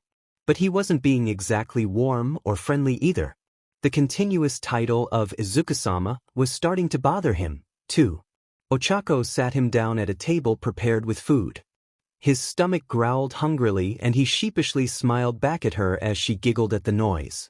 As he munched on rice and egg, he noticed that this room was also now fully furnished, unlike the day before. Against a wall was a large TV, some local news channel quietly playing in the background. There was a large sofa and a lamp against one wall, while another had a bookcase full of books and movies that Izuku promised himself he'd peek at later. Where did all of this stuff even come from? He asked the brunette seated beside him. Master Shudo got it, though he didn't say from where. "It's not as traditional as we had it when Momo-sama was the land god, but hopefully this more modern furnishing is suitable to your needs, Izuku-sama." "It's fine. Much nicer than what I had before," he insisted. She seemed pleased by his approval and then put some more food on his plate. "Is something troubling you, Izuku-sama?" Ochako asked after watching him eat in silence for a few minutes, doll eyes blinking at him curiously. He sat his fork down and turned to her. She sat on his right side, hands in her lap and her face kind. Her rosy cheeks smiled at him reassuringly and she nodded her head for him to answer the question. "I don't want to sound ungrateful," he started. He looked up to see Tsuyu walk in curiously, Shudo behind her. His face was still straight and unreadable, but Izuku found himself feeling less bothered by it. Izuku looked down at his lap. "Is it possible that everyone could just call me Izuku? Drop the sama?" Ochako tilted her head in confusion. "But why?" He sighed, twiddling his fingers nervously. "It just makes me feel a little weird. I dunno, like you guys put me above you or something and I feel bad about it." "We do put you above us. You're a god," Shudo stated as he leaned back against the wall. Izuku took a deep, frustrated breath. That doesn't make me better than any of you though. Can we try it out? Please? The three shared a quick glance, and Shudo nodded his head. Ochako wiggled in her seat beside Izuku, puffing her cheeks out dramatically. Oh, Izuku. She held her breath, face turning pink. It may take us some time to get used to, Karo, Tsuyu admitted, but we want to do whatever makes you most comfortable, Izuku. She dragged out his name, stopping awkwardly as she held back from adding the honorific. Izuku smiled warmly at them. Thank you. What are you doing? With a timid shriek, Izuku fell on his butt and dropped the stack of books he'd been balancing in each hand and on his head as he was doing squats. Shudo knelt down beside the blushing boy to help him pick up the heavy books, then reached for the side table to grab the half-empty glass of water and hand it to Izuku. Izuku nodded his head in thanks and gulped down the refreshing drink. After letting him catch his breath, and they'd picked up all the books, Shudo repeated, What are you doing, Izuku? Exercise? Izuku replied sheepishly as he moved to sit on the couch. He patted the soft cushion next to him as an invitation for Shudo to sit with him. The yokai glanced at Izuku's nicely toned arms, presented amiably by the tight black t-shirt he was wearing to exercise in. Maybe Izuku wasn't as weak as he'd thought. He sat a cushion down from him, leaving some space between them. You're trying to get stronger? Shudo asked with a raised eyebrow. Izuku nodded. If being a god means I'm going to have yokai or monster creatures coming after me on a regular basis, then I need to be able to defend myself and fight back. He pumped a fist into the air. The fox yokai stared at Izuku oddly, his eyes narrowed slightly, and replied, You don't need to be physically strong when you have me to protect you. Redness returned to Izuku's cheeks. Thank you, I guess. I'd still feel better about myself if I was a little more fit, though. Then I'll train you, Shudo replied with a curt nod, but I think you should prioritize strengthening your divine powers first. Divine powers? Izuku leaned towards Shudo eagerly, scooting himself closer on the couch. His excitement was so naive and childlike. Shudo gave him a suspicious look at their closeness, but didn't move away. A god's power is called divine powers. Its strength increases with use, and so the quick and easy way for you to increase your divine power would be by listening to people's prayers and granting their wishes. Momo was known for matchmaking, and so soon I'm sure people are going to come to you expecting it. She had received many prayers of those seeking love, and she granted them, and so her divine powers of matchmaking are incredibly strong. That makes sense. Izuku shouted, I've been reading the amazing notebooks you filled, and I noticed a lot of them were seeking romance. This used to be a matchmaking shrine, huh? Shudo's pulse jumped at the small compliment, but he ignored the strange sensation. Yes, he replied, getting up from the couch. I think it's important that we test your current abilities and see where you need to go from there.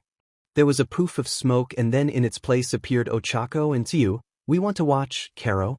Shudo brought Izuku a clear glass of water and set it on the coffee table in front of him. Turn this water into sake. Tsuyu handed Izuku a white talisman and brush like she'd given him the night before. Izuku neatly wrote out sake and then stuck the talisman to the side of the glass. The glass began to shimmer and glow, resulting in a "s" from the girls and an excited gasp from Izuku. After a few seconds, the glowing stopped and Ochako eagerly took the glass in both hands and took a sip. Oh my! She sipped it again, closing her eyes peacefully. It's delicious.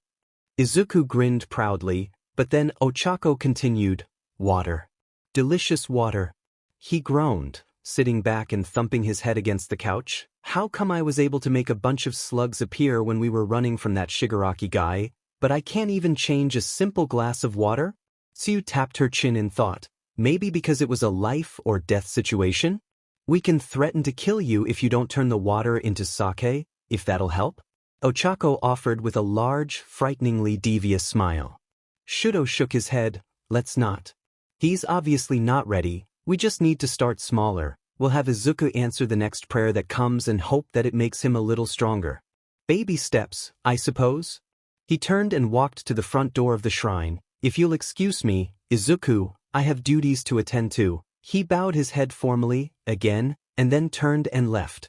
Shudo sighed as soon as he was outside, pausing on the porch before getting to the yard work.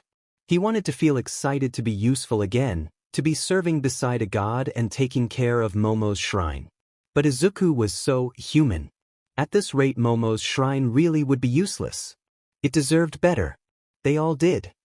They waited for Shudo to slide the door all the way closed, before Izuku turned to the shrine spirits with a defeated sigh. I think I disappointed him. It's okay, Izuku sa-. Izuku, Ochako patted his hand reassuringly, we disappoint him all the time and he still likes us. I think. Izuku snorted, a small giggle that grew into a louder, more contagious laugh. Ochako grinned up at him sweetly, pleased with herself for making him laugh. Tsuyu smiled contently, her eyes closed and tongue poking out between her thin lips. They thought it was nice having a god again. Izuku was out on the sofa, snuggled up comfortably in a large blanket while he read more of the prayer notebooks. He was incredibly comfortable. The prayer notebooks always made him feel calm, and the tea Ochako had made for him earlier sat warm and happy in his belly. Across the room from him was the TV, still on and playing the news, but he ignored it. He just liked the low volume on to keep the room from feeling too silent. When he heard footsteps approaching the shrine from outside, he sat the notebook down on the coffee table and waited eagerly. He sat up straight, waiting for the voice of a stranger. He really hoped it would be a visitor coming to pray. The front door slid open and Shudo walked in, carrying a stack of envelopes. Izuku's shoulders dropped, and he held himself back from sighing out loud at the sight of the fox-eared man. No praying visitors for him to bless. He tossed an envelope into Izuku's lap. There's some mail for you. Already? He gaped, ripping open the top letter and blanched. Bills? My dad's debt followed me here too? I can't escape it. He threw the envelope on the table and pulled the blanket over his head. Wake me up in 100 years, he moaned. Shudo sat beside Izuku on the couch and looked at the letter. His body stiffened and his fox ears stood straight up. Your father owes this much? And you have to pay it? He asked, his brows furrowed deeply and face so offended that Izuku wanted to laugh, if the situation had been different. He's a real jerk, Izuku's muffled voice whined from under the blanket. I don't know how I'm going to pay off this debt. It's not like I have a paying job anymore and I would never take money from the shrine. I wouldn't let you, Shudo huffed in annoyance beside him. Just then, an ad on TV caught Izuku's attention. An exhausted-looking older man stared at the camera, his face irritated and tired. He had heavy, dark bags under his eyes and long black wavy hair. It looked like he'd forgotten to shave that morning. Behind him was an office of some sort, but it looked oddly fake and Izuku suspected it was just a green screen. Hiring on the spot, 2 p.m. today. Janitorial positions open. No experience required. Part-time. Hoshi Stadium. Yes, the stadium Kyukajiru performs. $10 an hour. His voice sounded exhausted and rough, like the poor man desperately needed 10 shots of espresso. The channel went back to the news, showing a thin woman with way too much makeup talk about the weather. A clock on the wall showed that it was an hour till 2. Izuku turned to Shuto in excitement, the blanket wrapped around his head like a cloak. I gotta go.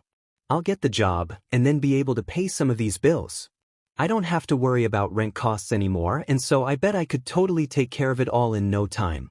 Shudo leaned back, his opposite arm sat over the armrest and he dropped his face into his palm lazily. I really don't think that's a good idea. Izuku poked his head out from the blankets, allowing them to drape around his shoulders. His hair was even more messy and curly than its usual craziness. He glared at Shudo, bottom lip stuck out in a pout, ready to object. Shudo brought his hand up, silencing Izuku before he could speak, and pushed the green-haired boy's bangs back, lightly scratching his scalp in the process. It was pleasant, but Izuku could only freeze in shock at the unexpected touch.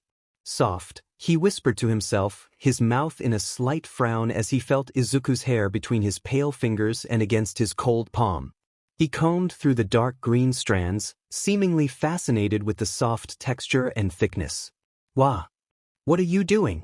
Izuku blushed, looking up at Shudo's face. He enjoyed the feeling of his hand in his hair, but couldn't understand why Shudo was touching him in the first place. Nothing. Listen, it's not safe for you to be out working. Shudo lifted his hand away and flicked Izuku's forehead hard, causing him to flinch back in pain. the mark of the land god is bestowed upon a young man like you. Bright and clear on your forehead. It's like you're just asking to be eaten by wandering yokai. Izuku rubbed his stinging forehead. Why don't you come with me then? Since I don't really know how to defend myself against yokai just yet.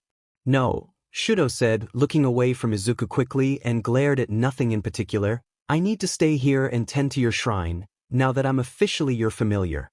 But if you really have to go, I have an option for you. He got up from the couch and left the room, but returned shortly with something in hand. You can hide the godly mark with this. Your hair does a little, but this will be more effective. As long as you're wearing it, no one will be able to tell you're a god. Momo used to use this to pull her hair back when washing her face, Shudo explained as he forced something over Izuku's head, but I think it'll work just fine like this, too. When Izuku waved goodbye, a bright red sweatband around his forehead and a shining smile on his face, Shudo stood in the doorway in a state of panic. His heart was racing and his chest hurt, and something about the shrine felt significantly colder without Izuku in it. Despite his internal struggle, to a stranger he may have looked only mildly disgusted. Tsu and Ochako appeared behind him, Tsu petting his bicolored tail affectionately. They knew him well, and by the small grimace on his face they could tell he was troubled. It's okay, Master Shudo, she croaked. He'll come back. Izuku-sama is not Momo-sama. Shoyuda Aizawa was an intimidating man. Izuku had thought that at this point, especially after being chased down by a murderous monster, his everyday human world wouldn't seem so scary anymore. But as he sat here being stared down by the intense black eyes of Mr. Aizawa, a part of him almost wished that he was being chased by hungry yokai instead. They sat in a small office, its cramped space stuffy and smelled a little like cats. To Izuku's right, there was a coat rack with a yellow Snuggie hung up on it. Izuku tried not to stare, almost tempted to ask about it if not for the older man's menacing presence. Behind him, on the wall, was a gold-framed photograph of a younger and cleaner-looking Aizawa with a blonde man beside him, arms around each other. Izuku guessed it was a wedding photo. Another thing he almost wished he could ask about. The older man cleared his throat and leaned back into his chair. You're hired? What? Izuku gaped at him. But you didn't interview me? You don't even know my name. Well, what's your name, kid? Aizawa asked, his tone lacking any interest. Izuku told him and the man nodded his head, then pulled open a drawer of his desk. He took out a gray polo shirt and handed it to Izuku. Izuku, you're hired. This is the only mandatory part of your uniform. You can wear any pants or shoes you'd like, but I'm going to demand you take off that ridiculous headband, he said, nodding at the accessory on Izuku's head. Now get out of my office. You can meet your coworkers on the 3rd floor. They've supposedly already started working, but they can catch you up to speed quickly, I'm sure. Izuku stood up quickly and bowed his head low. Thank you so much, sir. I promise to work hard. Aizawa reached for the Snuggie and pulled it off the rack, nodding his head. Yes, sure. With one last thank you, Izuku left and headed for the elevator. After pressing the button for the 3rd floor, he pulled the gray polo over his head, wearing it over the white t-shirt he already had on. He reached up to remove the headband, but hesitated. Shudo seemed pretty adamant that he wear it too. Protect himself. Should be fine here, anyways, Izuku muttered to himself as he stuffed the red accessory into his pocket. I'll put it back on when I head home later. As he entered the elevator, he noticed his hands were beginning to clam up.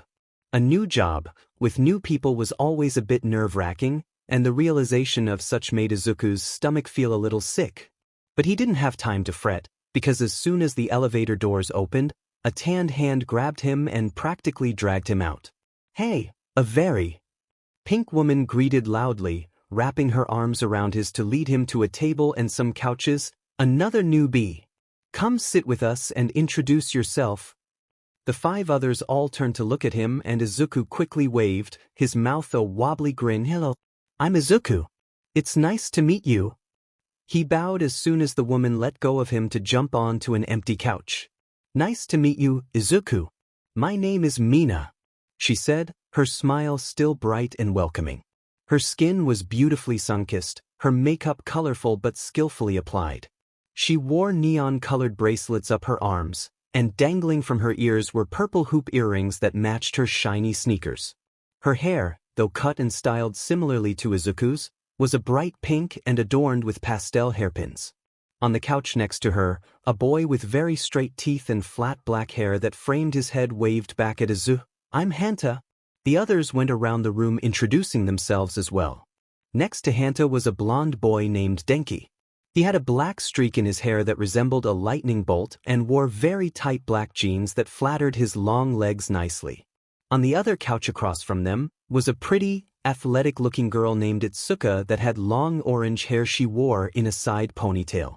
With her sat Tetsu, a muscular boy with a loud voice and steel-colored hair that went down his neck. He wore thick-framed metal glasses and he somehow pulled off the gray polo shirt, unlike the rest of them. "Do you all already know each other?" Izuku asked as he sat down on the floor at the end of the table. "Sort of," the blonde boy replied. "Hanta and I are childhood friends and we've known Mina for a few years."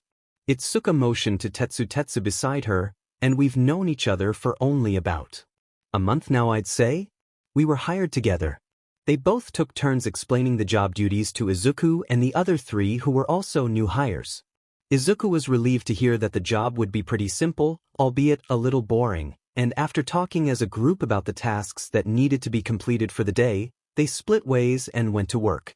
Izuku had only been working for a little over an hour when he felt someone tap on his shoulder. He finished tying up the garbage bag he was changing out, then turned to see Denki, Hanta, and Mina waiting for him, mischievous grins on their faces. "Dude," Denki took the bag from Izuku and used his free arm to grab Izuku. "Come with us. We just found something awesome." Okay?" Izuku replied, hurrying after them as Hanta and Mina ran on ahead down the hall. He raised an eyebrow at their uncontainable excitement. Denki nudged him playfully. "You've heard of Kyukajiro, right?" He smirked. "She's like a pop singer, I think. I don't listen to music much." At his words, Denki's brows furrowed and his mouth twisted in distaste. Izuku coughed out a laugh, while the blonde scoffed. "Not just a pop singer," Denki exclaimed, throwing his hands in the air. "She's the queen of pop punk. She's so talented, she can play like every instrument and her voice is like an angel. And she's so hot and dash." Hanta interrupted him. "Denki's like in love with her." "I'm not," Denki cried, his face turning crimson. "I'm just a fan of her music, that's all." "And her face." Mina winked. "Now hurry up, you guys.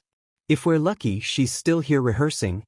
The four of them went to the elevator, the small room holding just enough space for each person to comfortably take a corner each. They rose up to the 5th floor, which Mina explained was a VIP-only floor during concerts. It was the top floor, and had a completely different atmosphere than the rest of the stadium's floors. All the furniture was glamorous, a modern Gothic elegance that made Izuku feel very out of place. Couches were made of purple velvet, the huge draped curtains were dark and shimmery, and the white lights did little to light up the black walls. "Now you guys have to stay quiet, we can't get caught," Mina whispered and ushered them through a door. They entered from the back of the room, from what appeared to be some kind of alternative exit. All the lights were off except for a single light center stage, helping to obscure them as they ducked down and awkwardly crawled between rows of chairs to get a better view of the young woman sitting on the stage. Her back was to them, her small body hunched over a black guitar as she strummed away at the strings in some kind of experimental melody.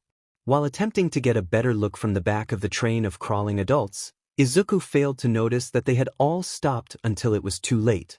Izuku bumped into Mina, who bumped into Hanta, who bumped into Denki, who stumbled face first into the back of a chair and let out a pained crap. They all froze, holding their breaths as the woman on the stage stood up and turned. "Who's there?" she demanded, glaring into the dark. Her hands were balled into tight fists as she scanned the darkness. Kyukajiro was shorter and more petite than Izuku had expected. He'd seen photos of her around work but never paid close attention to them, so it still felt like he was looking at a complete stranger for the first time. Her hair was a dark violet color, cut short and choppy with blunt, straight bangs. She narrowed her eyes in the darkness, a little off from where they sat hiding. Her bottom lashes were long and eyes rimmed thick with eyeliner. She wore a crop top sweater that had "Rest in Fing Peace" written across it, washed-out gray jeans with rips along the legs, black combat boots, and a simple black choker around her neck. "I'll call security," she threatened, voice unafraid as her dark plum lips frowned in irritation. Denki was the first to stand, hands up in mock surrender. "Whoa, sorry, didn't know someone was in here." He chuckled nervously. "Idiot." Mina stood up beside him, arms crossed in front of her chest, and she looked to the side with an embarrassed flush prominent on her cheeks. Hanta and Izuku stood up after her, both cautiously quiet. Kyuka looked unimpressed and sighed, walking towards a wall to switch on the lights.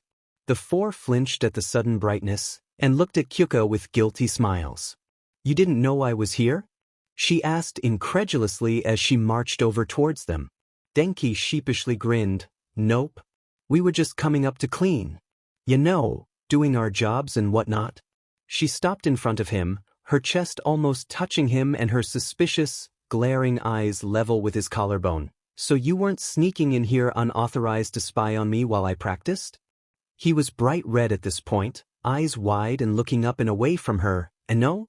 Mina smacked him on the shoulder. "Oh, shut up, you idiot." She turned to Kyuka, bouncing on her toes. "Okay, we are so sorry to come in like this, but we are huge fans and just really wanted to see you. But we'll be leaving now," Hanta said uncomfortably as he turned towards Izuku and started pushing him towards the exit. "Sorry to intrude." Kyuka's eyes landed on Izuku and she stiffened. Her eyes narrowed at him, and an ominous chill ran down his spine. Something in her face showed recognition, but anger.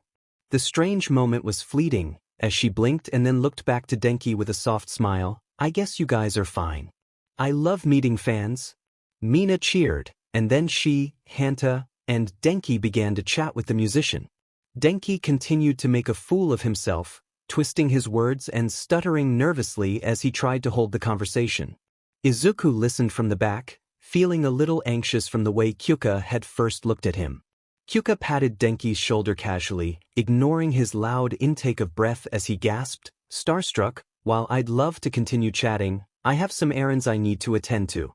If you guys are willing, I can bring you some autographed merch I have around 6. Will you still be here by then? That's when our shift ends." Hanta smiled, and Mina squealed happily. "You'd give us merch? For free?" Kyuka turned to walk towards the stage, unplugging the amp and gathering up her equipment. "Totally. I'm not losing any money from a few stuff I have laying around, and I love to treat my fans. You guys are the best." Hanta pulled his friends towards the exit again, Izuku ahead of them and waiting at the door with a polite but nervous smile. The black-haired boy called out, "We'll see you at 6 then. Thanks for being so nice to us creeps." "I'm not a creep," Denki protested, and Kyuka snickered behind her hand. They quickly closed the door behind them and Mina and Denki exploded into chatter. "She was so cool," Mina sobbed, clutching Denki and Hanta's shoulders on each side of her and jumping up and down. "God damn it, I bet she does think I'm a creep," Denki whined as they headed back towards the elevator. Izuku chuckled at their excitement, but still felt anxious. The menacing feeling he'd gotten when Kyuka stared at him wouldn't leave his stomach, and it was making him queasy. He looked at the clock on the wall and saw that they had just over an hour and a half until their shifts ended. Just a little longer, he thought, then I can go back to the shrine. At 5:55, the troublesome trio showed up to drag Izuku with them. They quickly helped him put away the rest of his cleaning supplies and then he followed them out to the employee parking lot behind the stadium. Izuku smiled and laughed when they did, and was sincerely happy to be included in their group, but for a reason he couldn't understand he was feeling apprehensive about seeing Kyukajairu again. The four of them stood by the exit, enjoying the cool weather while they waited for the celebrity. Hanta was complaining about a bathroom he had to clean when Mina suddenly put a hand over his mouth and shushed him. "Hottie coming up behind you, Izuku. Everybody stay cool." "Hey, what's up? Do you need something?" Denki casually asked the stranger behind Izuku. Mina leaned into Hanta's ear and whispered loudly, "He's dressed so fancy too." Izuku turned to look at who Denki was greeting and his mouth dropped open. "Shudo?" The fox yokai nodded at Izuku, then replying to Denki said, "I came to walk Izuku home." Mina wiggled her eyebrows suggestively. "Izuku, You didn't tell us you have such a handsome boyfriend. Izuku choked, turning bright red and frantically waved his hands around. No. He's not my boyfriend. Shudo just. We just. He lives with me. We live together. Denki and Hanta snickered at him and Mina just nodded her head sarcastically. Oh, I see, rooms, I see. Hey then. She started up a conversation with Shudo, asking him if his hair was natural. Was he wearing 2 different colored contacts? Izuku wasn't listening closely, instead continuing to stare at Shudo in shock. The man wore his traditional yukata, but his fox ears and tail seemed to have vanished. Without them, he looked kind of wrong. Still handsome but wrong. It didn't take long for Mina to get bored of Shudo, as his responses to her questions were short and he didn't seem nearly as enthusiastic to be talking to her. When she went back to talking to her own friends, Shudo put a hand on Izuku's shoulder to turn him so they could face each other. He leaned down into his personal space and narrowed his eyes angrily at him. Why aren't you wearing the headband? He hissed. Izuku took a step back and pulled the red sweatband out of his pocket. I wasn't allowed to while working. Uniform policy, I guess? Do you want me to put it on now? Shudo made a tisking noise, straightening up and turning away from Izuku. It's fine. I'm here now anyways. Why did you come? Izuku smiled at him. He was excited to have someone to walk home with, even if the yokai seemed a little grumpy. The yokai looked away, frown deepening. Just had a bad feeling and wanted to make sure you were safe, as you're familiar, he added rushed. Thanks, Izuku said softly, looking down at his red sneakers. I've had a weird feeling too, oddly enough, but I'll tell you about it later. Just then, the back door opened and Kyuka came out with a black messenger bag hung over her shoulder. She scanned their faces, and then froze when she saw Shudo standing behind Izuku. Her grip on the bag tightened and she narrowed her eyes at him. She stood over by Mina and opened her bag, giving Shudo another wary glance. I didn't know you'd bring someone else, so I only brought 4 things with me. Sorry. Izuku doubted she was actually sorry based off her cold tone, but he tried to give her a reassuring smile. Oh, it's fine. Shudo doesn't care anyways, right? He looked at Shudo behind him and saw that the yokai had stepped even closer to Izuku, so much so that he was almost touching him. The yokai stood over Izuku almost protectively, his face carefully blank as he stared back at Kyuka. It's fine. Kyuka handed Mina some kind of purple material of clothing. It was folded up and wrapped in thin plastic packaging. On the top, tucked inside, was a thick paper board with golden edging that had Kyuka's signature written on it. Mina squealed and thanked her excitedly as Kyuka pulled out the same thing for Hanta and Denki, their items black.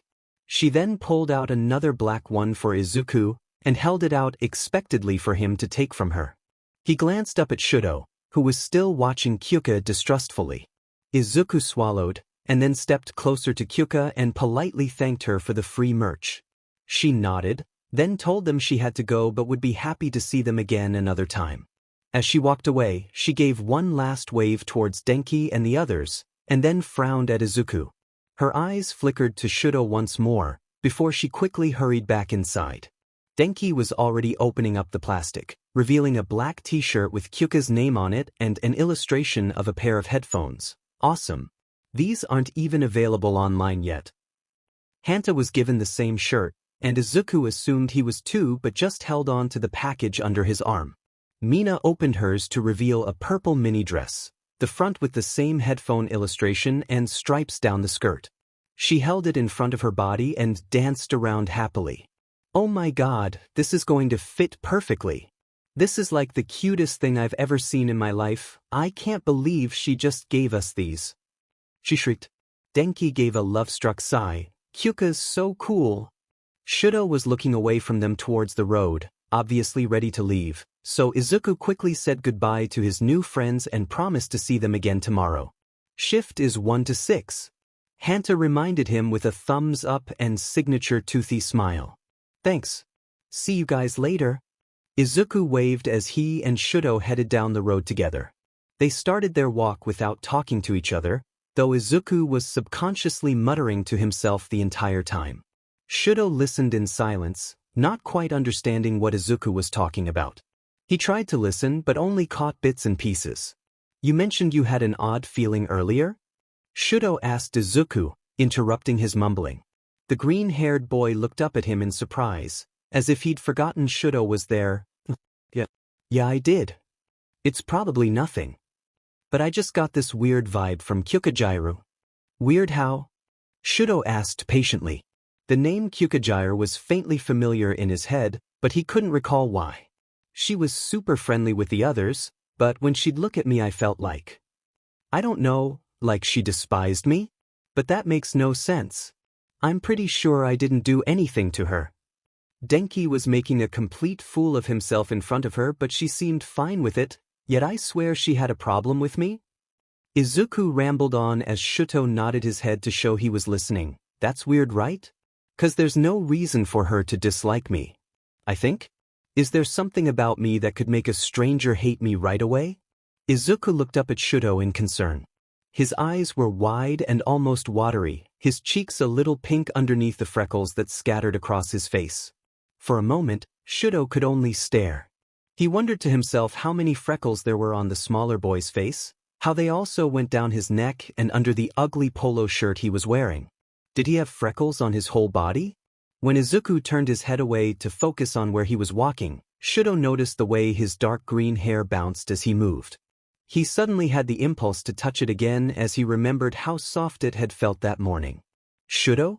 Izuku frowned, looking back at him again. Shudo quickly looked away, his heart racing uncomfortably fast. You didn't answer my question. Izuku sighed, though I guess that's answer in itself. I guess you haven't really liked me since we met either. The fox yokai stopped walking. Izuku thought he disliked him? She probably doesn't hate you. I know I don't dislike you. Izuku halted, a few steps ahead on the sidewalk. You don't? He tilted his head curiously, his expression unsure. Shudo's face softened. He knew he hadn't been super welcoming to Izuku since he'd shown up at the shrine. He didn't smile, but he tried allowing his face to look more honest, tender even. I don't. The more I'm around you, the less concerned I am for the well-being of the shrine. I see that you're trying. I'm so glad. Izuku's whole face lit up as he grinned in relief, then turned to keep walking. Shudo followed after, confused by the warmth he felt on his own face. He brought a cold hand up to his cheeks to cool himself down. I think it's best you avoid her though, Shudo said a few minutes later once he felt relatively normal again. You think so? Izuku questioned, though he nodded his head in agreement. Yeah, I'll try. Though it might be hard when the others are such big fans of hers. Do you think she's dangerous? Shudo asked. The freckled boy giggled nervously. What? No. Honestly, I'm probably just being a little paranoid anyways. Why? Do you think she is? I wouldn't know, Shudo answered honestly, but I don't trust her. I'll come with you to work tomorrow to be sure that you're safe spending so much time there. Izuku spun his whole body to face Shudo, his face shining gleefully. Really? But, yeah. It'll be fun to have you there. You can even keep pretending to be human. He laughed to himself, mouth open wide and joyful. Shudo grimaced, looking away quickly and feeling a little blinded by the sight. There was something about Izuku that made his body freak out. He considered it to be a god thing, since he was Izuku's familiar, but he never had a reaction like this to Momo despite how godly and ethereal she actually was. Their conversation the rest of the walk home was more quiet, as Shudo mostly nodded and listened to Izuku talk about his first day at work. The next day, Shudo sat alone in the lounge area of the third floor while Izuku worked. He wore casual clothing instead of his traditional clothes, as per Izuku's suggestion, to not stand out as much. Of course it didn't make much of a difference, because of his unique hair coloring. He felt out of place, sitting in an empty lounge of a place for humans, wearing their lame clothing as he pretended to be one. With Momo, he would have never found himself in a place like this. Things were different now, he tried to remind himself. The god I serve is working as a janitor, he muttered to himself. This is humiliating. He laid back against the sofa, staring at the ceiling in boredom. The black jeans he wore felt tight and itchy on his legs. He wanted to go home and change back into his yukata. At least the blue button-up he wore was light and mostly comfortable. Shudo heard the elevator ding from behind him, but he ignored it. He closed his eyes, Maybe he could squeeze a nap in. Yo dude, a voice he didn't recognize called out, you feeling okay? Shudo turned his head towards the voice, only to look up at a blonde kid probably Izuku's age. He slightly remembered him from the evening before, and from Izuku's babbling yesterday, he guessed that this guy was Denki based off of his friendly smile and basic description. Especially the lightning bolt streak in his bangs. I'm fine, Shudo responded, turning away. Just bored, huh? Denki asked, plopping himself down casually beside Shudo on the couch. He didn't respond, but Denki nodded his head as if he had and continued to try and chat with the yokai. So, how long have you and Izuku known each other? A few days, Shudo replied, taking a sip of tea from a coffee cup Izuku had given him on a break earlier. He held it in his left hand to keep it hot. Denki put his legs up on the coffee table and said in slight disbelief, oh really? New roommates then? Hope that's going well for you. Weird though, I mean you guys just seem so close already, so that's good, right? The yokai nodded his head in silence. He could feel Denki squirm in his seat, obviously uncomfortable with the one-sided conversation. Shudo considered talking to him more, but then reminded himself that he didn't care if the human was comfortable or not. He continued to sip his tea while Denki started scrolling through his phone. There was a beeping noise, and then a slightly staticky voice spoke from a small radio clipped to the belt on Denki's hip. There's been a spill up in Kyukajiru's dressing room, the voice said, sounding irritated and like he'd just woken up. She requested that's green-haired freckled kids to come clean it. I'm going to assume she meant Izuku. Shudo choked on his tea, sitting up fast. Denki didn't notice his coughing, too busy groaning about how unfair it was that she asked for Izuku. The radio beeped again and a nervous voice that Shudo definitely recognized said, okay, I'll head there right away, Aizawa, sir. Which room is her dressing room again? Another beep, and then a long sigh. 5th floor, last room on the right. There'll be a silver star on the door so you really can't miss it. Beep, thank you. Izuku's voice squeaked. The blonde turned to Shudo. Totally unfair that she requested Izuku. Do you think he'd trade and I could go instead? Probably too late though. Man, I'm going to go, Shudo said, ignoring Denki's comments and quickly stood up. Have to piss? Denki snorted. "K man, have a great time." He walked quickly to the elevator, waited much longer than he wanted to for it to open for him, and impatiently pressed the 5th floor button as soon as he was inside. It slowly moved up, way too slow for Shudo's liking. As the doors opened, he saw that the entire floor was in pitch-black darkness, every light shut off. He could sense an ominous presence, one that definitely wasn't human or friendly. His stomach filled with dread. There had to be a reason Kyukajiru had asked specifically for Izuku. "Thank you." Izuku squeaked into the plastic radio before reclipping it to his pants. As much as Izuku rather continue vacuuming around the concert hall chairs, he packed up his supplies and then headed for the elevator. His hands shook as he pressed the elevator buttons, the palms of his hands clammy since Aizawa had radioed him. It just made no sense for Kyuka to request him. She clearly hadn't liked him very much at their first meeting. "I'm being paranoid," he muttered to himself while watching the numbers go up on the screen. Maybe she just feels bad having someone else clean up after her, since she likes them more. That would make sense, that's all this is. "I'm fine, this should be fine." Izuku started to walk out when the doors slid open, but froze mid-step as he took in the state of the 5th floor. Except for one single light at the far end of the hallway, every light fixture was shut off, creating a sort of sinister presence. Even the curtains were closed shut, blocking out any natural light from entering the floor. He gulped, then scurried down the hall. The sound of his racing heart and squeaking sneakers was invasive to the silence around him. He stopped at the last door, briefly acknowledging the silver star as he raised a slightly quivering hand to knock. Before he could even touch the door, it swung open and revealed Kyukajiru. Her outfit was of similar aesthetic to the day before, ripped jeans and a crop-top tee with a chibi skull on it. She stood a little below Izuku's eye level, her thin arms crossed and a scrutinizing glare on her face. Despite being shorter, her presence was much more dominating than Izuku's and he had to resist the urge to turn and cower away shyly.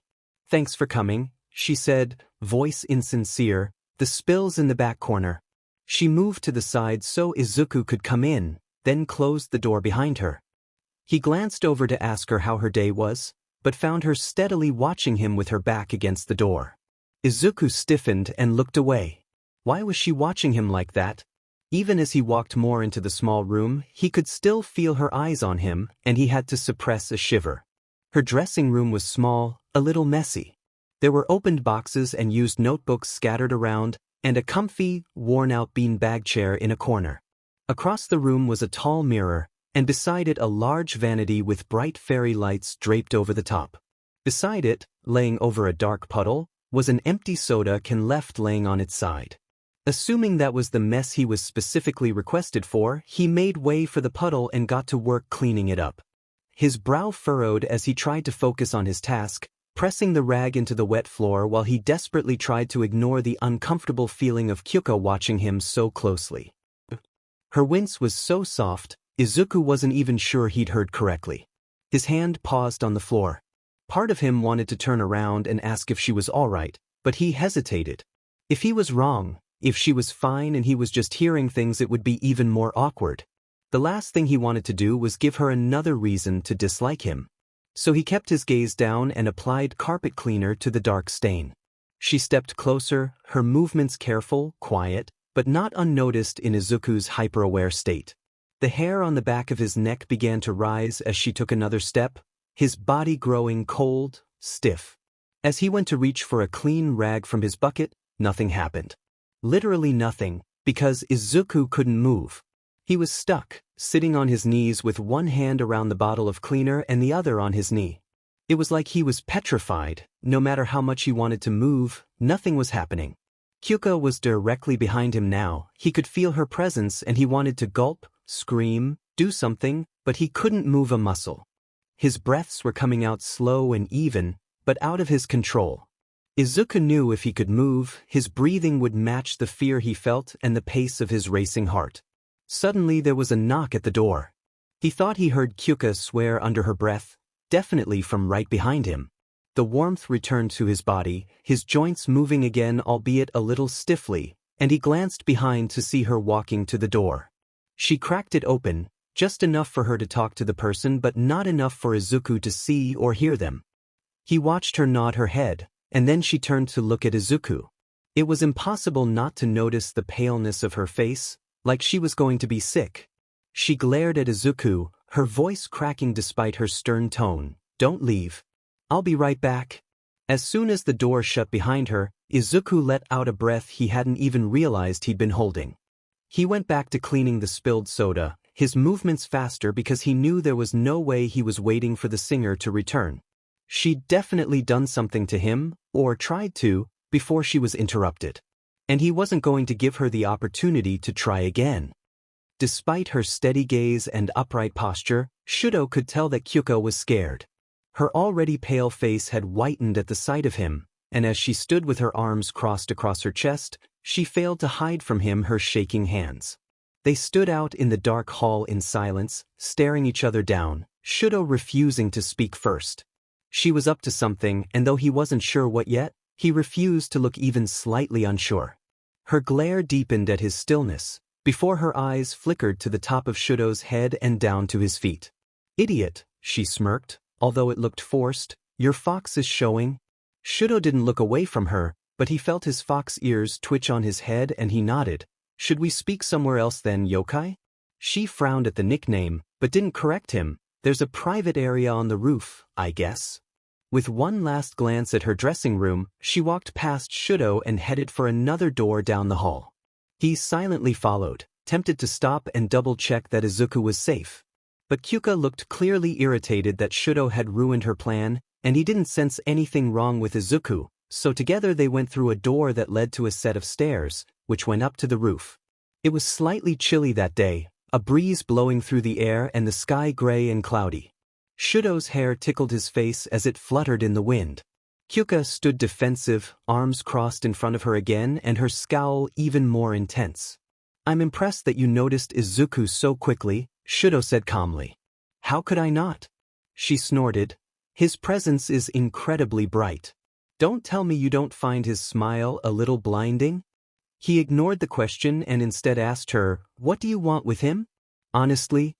She grinned devilishly. "I wouldn't mind a little taste of his heart, just to take that mark for myself. Don't you think I would make a much better land god?" With those words, she extended her arms wide to the side, allowing huge, elegant feathery wings to open up and out of her back. They were at least 3 times her width, the feathers a beautiful sheen of black-violet. Shudo then realized why Kyukajiru's name felt so familiar.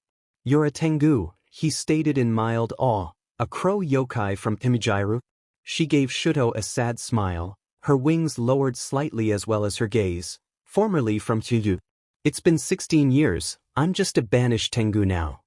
But imagine, become a land god, they'll be sure to take me back." Shudo narrowed his eyes at her sudden determination, his tail twitching behind him in irritation. "So you only want to be the land god for your own benefit then? You don't care at all about a land god's shrine, duties, or the ways you can help people?"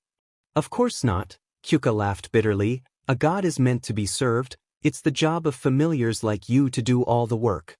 Listen, I know you're a strong kitsune. If you'd like, I'll let you live and you can be my familiar when I become the new land god." "Like I'd let someone like you become the land god," he growled, ice forming on his fingertips as he began taking steps towards Kyuka. "The fact that there are so many lowlifes like you who think they have what it takes to be a god, I couldn't be happier that it's Izuku I'm serving." Suddenly Shudo dashed forward, striking his right arm out and sending a wave of ice towards Kyuka. Her reflexes were fast, and she gracefully jumped to the side to dodge it. With a single flap of her dark wings, she flew into the air. The gust of air from her wings sent Shudo flying backwards across the rooftop, close to tumbling right off the edge. He spun his body around just in time, bringing his right hand down between his knees and creating a shield of ice that barely blocked him from going over the side. He slid down it, landing on his knees on the concrete roof flooring. "Guess I'll just have to kill you then," she sighed from behind him, flying a good 10 feet above the roof. Kyuka reached behind her head to pluck a feather from her wings. The quill looked sharp and deadly, like a long needle. She held the feather like a knife, slicing a small line on the inside of her palm, next to an already existing wound. Droplets of blood slid down her hand, dripping to the floor. "I hate to do this so often, it really sucks," she grimaced, and before Shudo could stand up, he felt his body become instantly paralyzed. She fell from the sky, body worn with sudden exhaustion. Kyuka landed roughly on her feet, stumbling forward. Shudo tried to move, but the closer she got, the more he felt stiff, soon unable to even blink. He'd heard of a Tengu's curse before, one where they sacrifice their own blood to trap their victims. Though it appeared Kyuka was very young and inexperienced, or there was something wrong with her, because he'd never heard of the curse being so hard on the user. At this point she was practically crawling towards him, breathing heavily with each clumsy step forward. Maybe he should have been more careful, more scared. Regretful even. But Shudo only felt pity as he looked into the young Tengu woman's dark, tear-filled eyes. There was an agonizing desperation about her, and it only made her more sad than deadly. She swallowed hard, the sharp feather quivering in her raising hands. There was a sudden loud bang from somewhere close by, but stuck in her curse, Shudo was unable to move his gaze away from Kyuka. She didn't seem to notice it, sweat dripping down her face as she gasped out with exhaustion, "I'm sorry I have to do this, Fox." "Shudo!" screamed an unexpected voice, loud and sharp over the whistling wind. At the sound of Izuku's voice, Kyuka lost the last bit of focus she had, and the curse she was struggling to keep Shudo under instantly broke. Shudo was quicker than her with her current weaker state. He swung his leg out from under himself and kicked her straight in the side. She slammed into the ground, the feather needle dropping from her hand, and slid towards Shudo. The Tengu tried to get up, but collapsed to the ground in a coughing fit, blood dripping from her mouth. Her wings dropped around her body defensively as she shivered in pained gasps. Shudo picked up the long needle and then grabbed Kyuka by the hair from behind her. She yelped, her eyes shut tight as makeup-stained tears streamed down her cheeks. Shudo brought the needle to her throat. "Just kill me," she begged tearfully. "I have nothing to live for now. They're never going to take me back." Just as he was about to slice the blade-like tip across her skin, he heard Izuku gasp in horror. Shudo froze, looking up to see a panting Izuku standing in front of them. His hair was even more messy in the wind, his large green eyes wide with fear as he looked down at Kyuka's defenseless state. "Look away, Izuku," Shudo said sharply. "You don't need to see this." "No," Izuku yelled, making Shudo flinch. "You can't hurt her. Let her go now." He felt warmth burst through him as his hands glowed a bright white, instantly letting go of the tangu.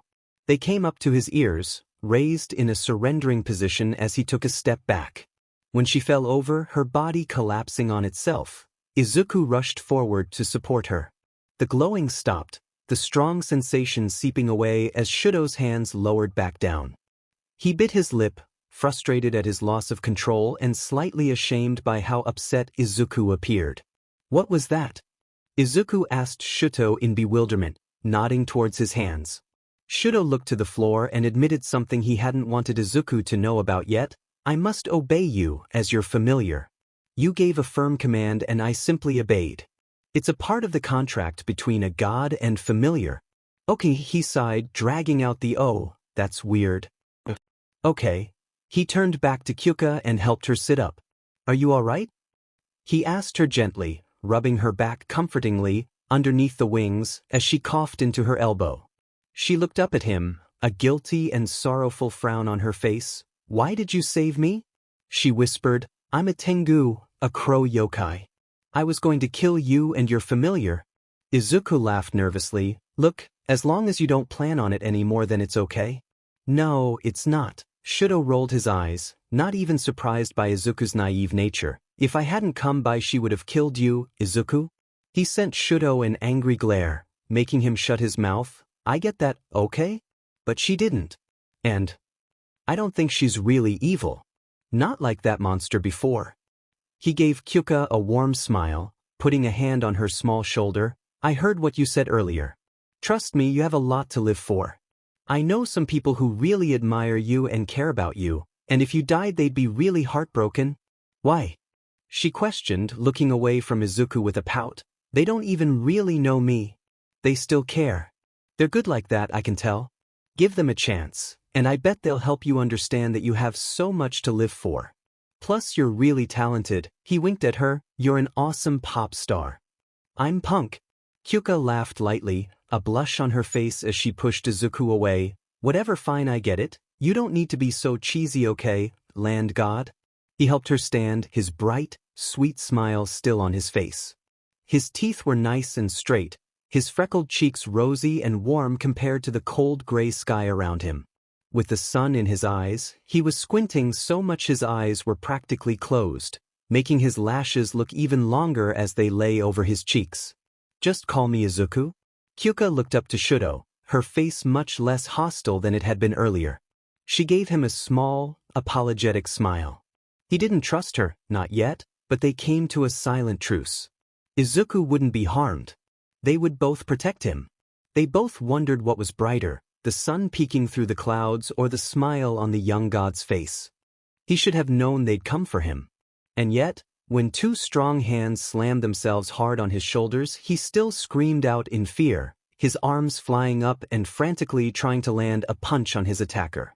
Hanta and Mina laughed hysterically while Denki grabbed Izuku's flailing arms, successfully dodging the green-haired boy's flying fists.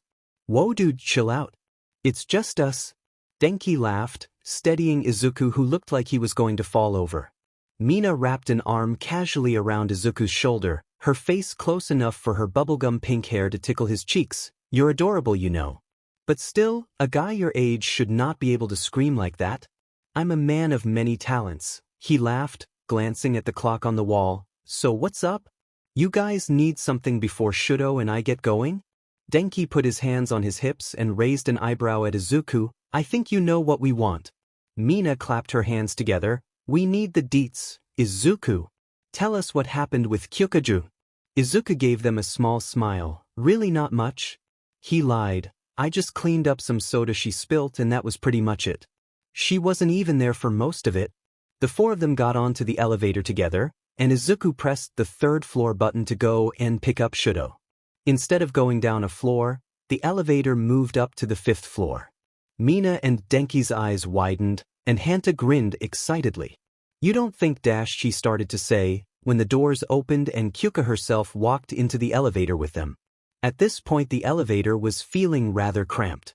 Izuku pushed himself into a corner while the other three tried to give Kyuka some space. She had her arms crossed over her body, and looked to the floor with a shy pout. Her cheeks were flushed pink, and her overall appearance looked much better than when Izuku had seen her a few hours before back on the rooftop. Like Kyuka, Denki was also blushing. He stood the closest to her, and he looked like he was struggling to figure out what to say. Mina jumped in to save him. "Kyuka, how are you today?" she asked sweetly, pulling Denki back and taking his spot beside her as the elevator began to move down. "I'm good," she smiled back, before looking to the floor and then asking, "Is there a chance you guys are free tomorrow?" "We have the day off," Shiro replied, elbowing Denki in the side. "How come?" the blonde asked Kyuka, not even trying to hold back his obvious excitement. The elevator doors opened, and Izuku squished his way to the front to call out, "Shudo, it's time to go." Shudo turned his head to peer over the couch, fox ears hidden again, and he nodded silently. He made his way over to the elevator while Izuku held his hand over the side to keep the doors from closing. Izuku looked back at the group behind him, realizing there was a slight problem. "Oh geez," Izuku winced. "Sorry everyone, we're going to need to squish more." It ended up with Kyuka sandwiched between Mina and Denki, while Hanta was stuffed behind the blonde. Shudo stood in front of Mina, while Izuku was pressed between him and the elevator wall. He quickly pushed the button for the first floor and held his breath, trying to ignore how pleasantly cool Shudo's right side felt. On the contrary, Mina was holding back from snuggling up to Shudo as she could feel a cozy warmth coming from his left. Kyuka looked up at Mina, her smile shy and mousy. "I was thinking it'd be fun for all of us to hang out tomorrow. Get barbecue or something?" "Yes," Denki practically shouted, making Kyuka giggle. "Yes," he repeated more softly, "we'd love to, right guys? Izuku, you and Shudo coming too?" The fox yokai looked down at Izuku, face blank as if he was waiting to react. Izuku brought a hand up to Shudo's arm and squeezed it assuringly as he said to the others, "How about next time? There's some stuff I need to do at home while I have the day off." Shudo didn't say anything, but he was grateful that Izuku chose to spend his day off tending to his shrine duties. Izuku grew silent, listening to his peers talk amongst themselves, completely unaware of Shudo observing him. He felt hyper-aware of Izuku's hand, still holding on to his arm. The close contact was strange, but not unpleasant. Izuku's hand was warm on his cooler side, firm and more comfortable than Shudo expected the new god to be with him. Maybe he'd forgotten that he'd grabbed Shudo in the first place? He chose not to say anything, deciding that he almost enjoyed the gentle contact. The others waved goodbye, heading for the parking lot where their cars were parked. Shudo moves to follow them in that direction, but Izuku stopped and turned towards another hall. "I forgot my jacket," he explained. "Be right back." Izuku let go of Shudo's arm and hurried for the employee locker room. The yokai stood still, his arm feeling unusually cold without Izuku's touch. He shook it off, irritated that he even cared. When Izuku returned, they headed straight for the employee exit where Shudo had picked him up last time. Izuku swung open the metal door, a gust of wind blowing into the room that made Shudo squint, and Izuku take a step back into him. "Crap," he sighed. Shudo hummed in agreement, staring out at the wet cement as rain poured from the skies and droplets bounced from the dark pavement. It didn't look like something they could wait out, especially as the air was only getting colder and the sky darker this late in the day. He wished for the 100th time that day that he was wearing his traditional clothing, just to have more layers protecting him from the rain. "We only have one option," Izuku said, a devious smirk on his face. Shudo gulped, frowning as he asked, "Which is what?" Izuku laughed at his defeated face. He grabbed Shudo's arm again and pulled him out from the safety of the doorway, yelling, "Run!" In a matter of seconds, both boys were soaked to the bone. Their clothes clung to their bodies, hair flat and dripping water onto their faces. They raced each other for a good few blocks before Izuku begged Shudo to stop under a bus stop so he could catch his breath. Shudo shook his head, spraying water around like a wet dog, his white and red fox ears popping up. Izuku barely managed to shield his face, a huge grin on his face. "You've got to put those away." Izuku chuckled, pointing at the top of Shudo's head. "No one else is out here anyways," he replied, looking out at the empty roads flooding with water as the skies continued to pour. "It's so unfair," Izuku thought to himself. Shudo stood there, drenched and looking like a pathetic drowned cat. And yet, he was still one of the prettiest things Izuku had ever seen. His eyes were bright in the low light, his soggy clothes just made his muscular figure more visible, and the jeans he wore had tightened around his legs. It just wasn't healthy for Izuku's poor heart. Shudo noticed him staring, and raised an eyebrow in question. He hoped his blush wasn't too obvious, and he just gave Shudo a tight smile. "Ready to keep going?" The yokai shook one of his legs, glaring at his shoes. "Sure. It's starting to get a little harder to run in these pants though. I can give you a piggyback ride." Izuku blurted out, grinning awkwardly as he tried to play it cool despite how odd of an offer it was. "I'm soaking wet," Shudo reasoned. "So am I," Izuku retorted with a forced laugh. "You're not strong enough," the fox claimed, beginning to step back out into the rain, walking a little stiffly due to his shrinking jeans. "I am," Izuku huffed, hurrying after him. "You're just too scared." At that, Shudo gave Izuku an annoyed glare. "I am not. There's nothing scary about riding on a small boy's back, except maybe the possibility of falling and dying." "You're being dramatic." The freckled man laughed. "I can see how uncomfortable it is for you to walk. Come on, just hop on my back." He ran in front of Shudo, and knelt down for him to get on his back. Shudo stopped, crossing his arms defensively. "I will not." Izuku looked back at him, wiggling his eyebrows. "You said I can make you do anything right, since you're my familiar?" Shudo blanched. "You wouldn't?" "I would." Izuku poked his tongue out of his mouth teasingly, then said in a mock stern voice, "Shudo, I command you to hop on my back and let me piggyback you the rest of the way home." "You're dead," the yokai growled as his body faintly glowed white, and he obediently straddled Izuku's wet back, wrapping his arms around Izuku's neck and letting himself be lifted up and carried off. Izuku began to sprint, the rain hitting their faces irritatingly. He could feel Shudo behind him, a little lighter than he expected him to be. It was an odd sensation, having Shudo hold on to him. His entire right side was freezing while the other side was incredibly warm. The warm side was definitely pleasant. To avoid the rain smacking his face, Shudo ducked his head into the side of Izuku's neck, hiding behind the green curls. A dark blush spread across Izuku's face, and he was grateful Shudo was behind him and unable to see it. They were far out of the city now, getting closer and closer to the shrine. Izuku was breathing heavily, both rain and sweat dripping from his jaw. He was determined to carry Shudo the whole way, despite the fox's angry, grumbling protests. By now, Shudo had physically relaxed, silently holding on to Izuku tightly and letting his head lay comfortably. Izuku wondered, and hoped, that maybe despite the miserable rain and being forced, Shudo was enjoying himself a little. "Almost there." Izuku gasped out, quickening his pace. He felt Shudo nod against the back of his head.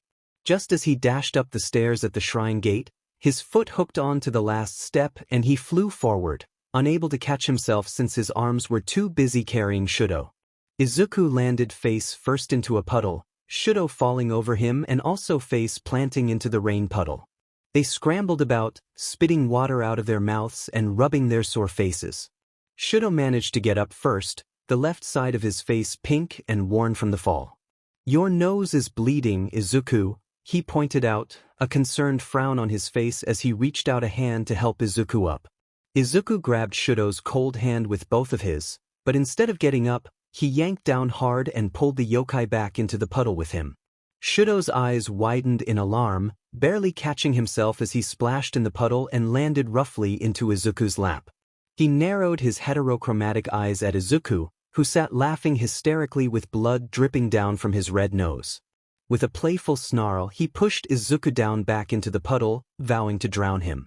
His lips were pulled back in a sharp smile, sharp teeth glistening, and before he could stop himself, The yokai was laughing alongside Izuku as they pushed each other down into the puddles. Shudo's laugh was unrestrained, deep, breathy, and probably the most beautiful thing Izuku had ever heard. He froze for a moment, partially sitting up as he rested on his elbows. His mouth opened in awe as he watched Shudo leaning over him, their faces just inches apart, and laughing so hard his eyes were closed. Izuku felt his eyes start to water with emotion, wondering just for a moment what it would be like if he lifted his own face just a little higher and pressed his lips softly to Shudo's. An intentional kiss, not accidental and painful like before. His fingers twitched, aching to lift up and touch Shudo's face and pull him in. But before he could decide to do something so bold and stupid, Shudo straightened himself up, and then as quick as the laugh had come, it was over and his face was sober again. "You're going to get sick if we don't get you inside, Izuku. I'll go ahead and draw you a bath." Shudo stood up, going into the shrine by himself, his red and white tail soaked and dragging in the puddles behind him. Izuku hugged himself, shivering alone as the rain continued to fall over him. He smiled sadly, sighing as he got up and wiped the blood from his face. Looking up into the sky, he let the cold rain wash his face clean.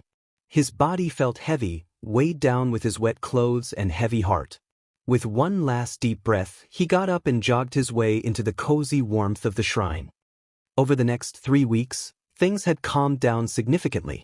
Izuku worked 4 days a week, while the other 3 weekdays he fully committed to the shrine. He'd been able to listen and answer multiple prayers, as well as practice strengthening his divine powers little by little. A few visitors had even brought offerings to the shrine, and while they didn't have a lot of monetary value, they made Izuku beam with pride. There was, thankfully, no more sudden yokai attacks, and since the incident with Kyuka, Shudo continued to stay at the shrine rather than go out with Izuku. Every day that Izuku left for work, or to run errands, he always invited the fox yokai to come with him. "Hey Shudo, I'm leaving now. You sure you don't want to come with me?"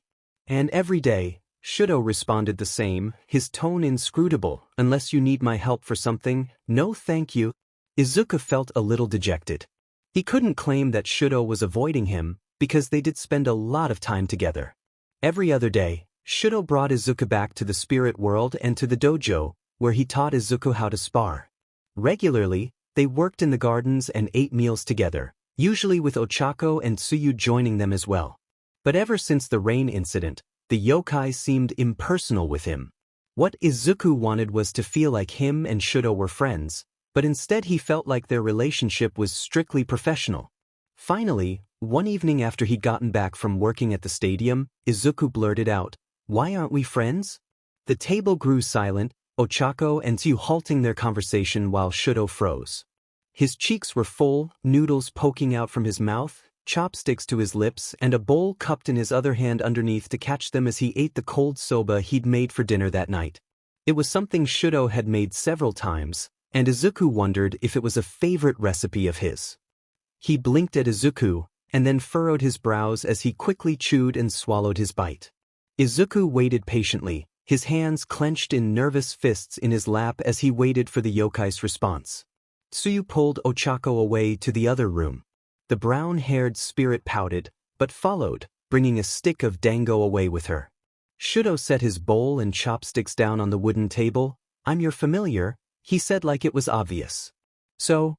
Izuku grimaced, "That doesn't mean we can't be friends. Ochako and Tsuyu are my friends." "Those two would make friends with a snail if they could," Shudo retorted, then took another mouthful of noodles. He swallowed, and then said to Izuku in a softer tone, looking down at his bowl, "I didn't realize you wanted to be friends." "Of course," the freckled boy exclaimed in dismay, "we live together. We spend so much time together. Why wouldn't I want us to be friends, Shudo?" The corner of his lips turned down, "I just didn't realize. I apologize. You're not a very traditional god and it's something I'm not used to." Izuku tilted his head in confusion. "Weren't you and Momo close friends?" "We were close," Shudo swallowed, considering his words. "I don't know if our relationship was anything like friendship. I served as her familiar for many years, I cared for her, and she cared for me. But she did leave, and so I may have been mistaken about our relationship. I don't know if we were friends. That's not usual anyways. Gods and their familiars aren't meant to be friends. I'm your servant. His words were honest, straight to the point, and yet despite the lack of emotion in his tone, Izuku could still hear pain. Izuku considered the little bit of information that he knew about Shudo. He served Momo loyally for who knows how many years, and then for another 20 years, longer than Izuku had even lived, he waited for Momo to return. That had to have been lonely, even if he'd had Ochako and Tsuyu at the shrine with him. Izuku watched the yokai go back to eating, having assumed their conversation was over due to the lack of a response from Izuku. Shudo. The yokai paused, dropping the noodles he was about to eat back into his bowl. Yes? Izuku beamed at him. His smile was brilliant. It warmed Shudo's entire body, and for a moment he wondered if his ice powers had disappeared, stolen by the infectious look Izuku was giving him. The small young man stood up, reached a hand over the table and expectantly waited for Shudo to take it.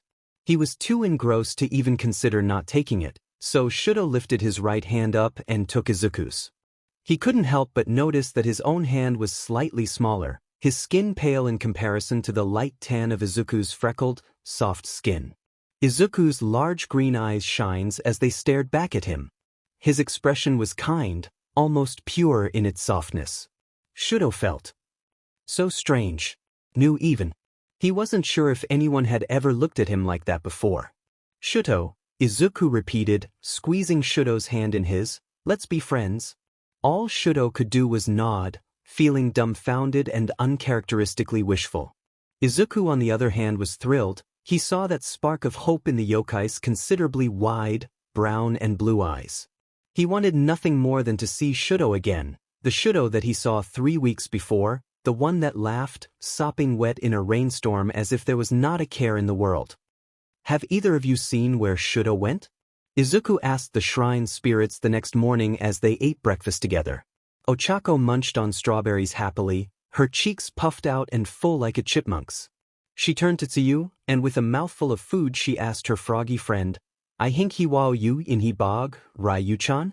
Yes, out in the back, Tsuyu replied, poking Ochako's cheeks with a single large finger. It's rude to talk with your mouth full in the presence of a god, Karo. The brunette giggled behind her fingers and Izuku smiled pleasantly at the two. Thank you. I'm going to see if he wants to do something fun today. He hurried out to the back gardens, excited and admittedly a little nervous to ask Shudo if they could do something together that wasn't land god related. It often felt like Shudo was only with him because he was performing some kind of duty as his familiar. Right away the young land god noticed the yokai standing by a patch of brightly colored flowers, watering them with a hose. His face was content, mouth in a natural frown, but his posture was comfortable and relaxed. The fox ears on his head twitched at the sound of Izuku's approaching footsteps. Good morning, Izuku, he said, eyes glancing over before quickly looking back at the flowers. The gesture almost appeared shy. Good morning, Izuku automatically responded back. He stood beside the yokai, clasping his hands together nervously and asked, Want to do something today? Since I have the day off? Shudo raised an eyebrow in question. Something? What did you have in mind? There's a list of things that I need to get done today. And don't forget about your own duties, Izuku. I know. I've just about finished though. And I can help you with your errands. Izuku grinned. Then after, we can do something fun. Like watch a movie on the couch or something. But why? He asked slowly, voice laced with suspicion. All Izuku could do was laugh, an embarrassed spread of pink taking over his round cheeks, because it's just something friends do. Oh, Shudo breathed out, his own cheeks darkening faintly. His eyebrows furrowed and his frown deepened. Sure. He muttered, turning away so that Izuku wouldn't be able to see his warming face. Great. Izuku pumped his fists eagerly, and was about to ask Shudo what he could do to help out in the yard, when suddenly the yokai spun towards Izuku, throwing the hose to the side and tackling the surprised man to the ground. There was a small explosion that went off right where Izuku stood just a second before. Shudo was holding Izuku protectively, tight against his chest. His yukata had slipped down just slightly, so Izuku's cheek was pressed against the actual skin of the fox's exposed collarbone. He yelped in reaction to the explosion, gripping the fabric of Shudo's clothes, and then gasped for breath as he lay squished to the floor. Despite the loud boom and flash of light, they felt no heat and weren't injured in any way. Shudo lifted Izuku up, briskly apologizing for jumping on him, and then left him to examine the spot where the explosion went off.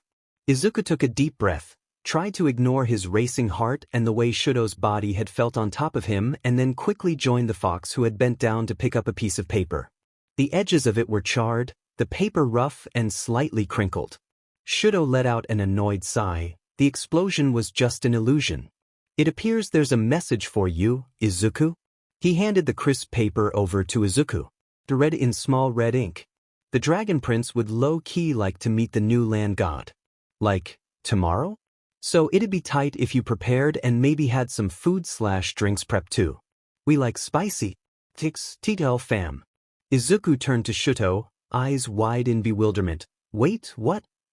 You tell him, Ochako whispered at the foot of Izuku's bed. I really don't want to. I'd much prefer if you did, Karo. Tsuyu riveted back, glancing up at Izuku who was beginning to stir in the nest of large blankets on his bed. Ochako took Tsuyu's large hand in hers and squeezed it tight, a mischievous smile on her face. If we hide from Izuku-sama, then Master Shudo can be the one to tell him. That way we won't have to. Izuku blinked his eyes drowsily. Sitting up and with a yawn he asked, Won't have to tell me what? The girls jumped away from the bed, letting out shrill squeaks of surprise. Froppy hid behind Ochako who grinned nervously, her round cheeks and anxious giggle full of guilt. She rubbed the back of her neck as she tried to stall. Oh, you know. Nothing that important, nothing good and so it would be best for Master Shudo to tell you. It's not bad. It's just you won't like it and dash, so you put a large hand over the shrine spirit's mouth to stop her from talking further. The three of us, Ochako-chan, Master Shudo, and I, have decided something for you that you won't be happy about, Tsuyu blurted out. The freckled boy with a head full of wild, messy green hair sat up and sleepily smacked his lips. And what's that? He squinted his eyes at them cynically. You won't be meeting the Dragon Prince today. Tsuyu frowned, her face looking sincerely regretful. That woke Izuku up. He scrunched his face up in disappointment and stuck out his bottom lip. What? Why not? I already got Hanta to trade shifts with me so I wouldn't have to go into work today. Shudo and him had spent the entire day before deep cleaning and decorating the shrine, as well as went grocery shopping for food. It wasn't the movie hangout Izuku had initially hoped for, but it was still nice to go out with the fox yokai. By the end of the day they were exhausted. Shudo especially was eager to get some sleep. As nervous as he was to meet a prince, Izuku was also really looking forward to the occasion. Ochako floated herself up onto the bed and sat beside Izuku's foot lump. She put her hand on his leg over the blanket and smiled softly at him. Try to trust us on this. The only reason why we don't want you to meet the Dragon Prince is because we worry about your safety. Izuku nodded, but his downward expression was still a little dubious. But I thought his reason for coming here was to meet me? Won't it be kind of bad of me to not show up?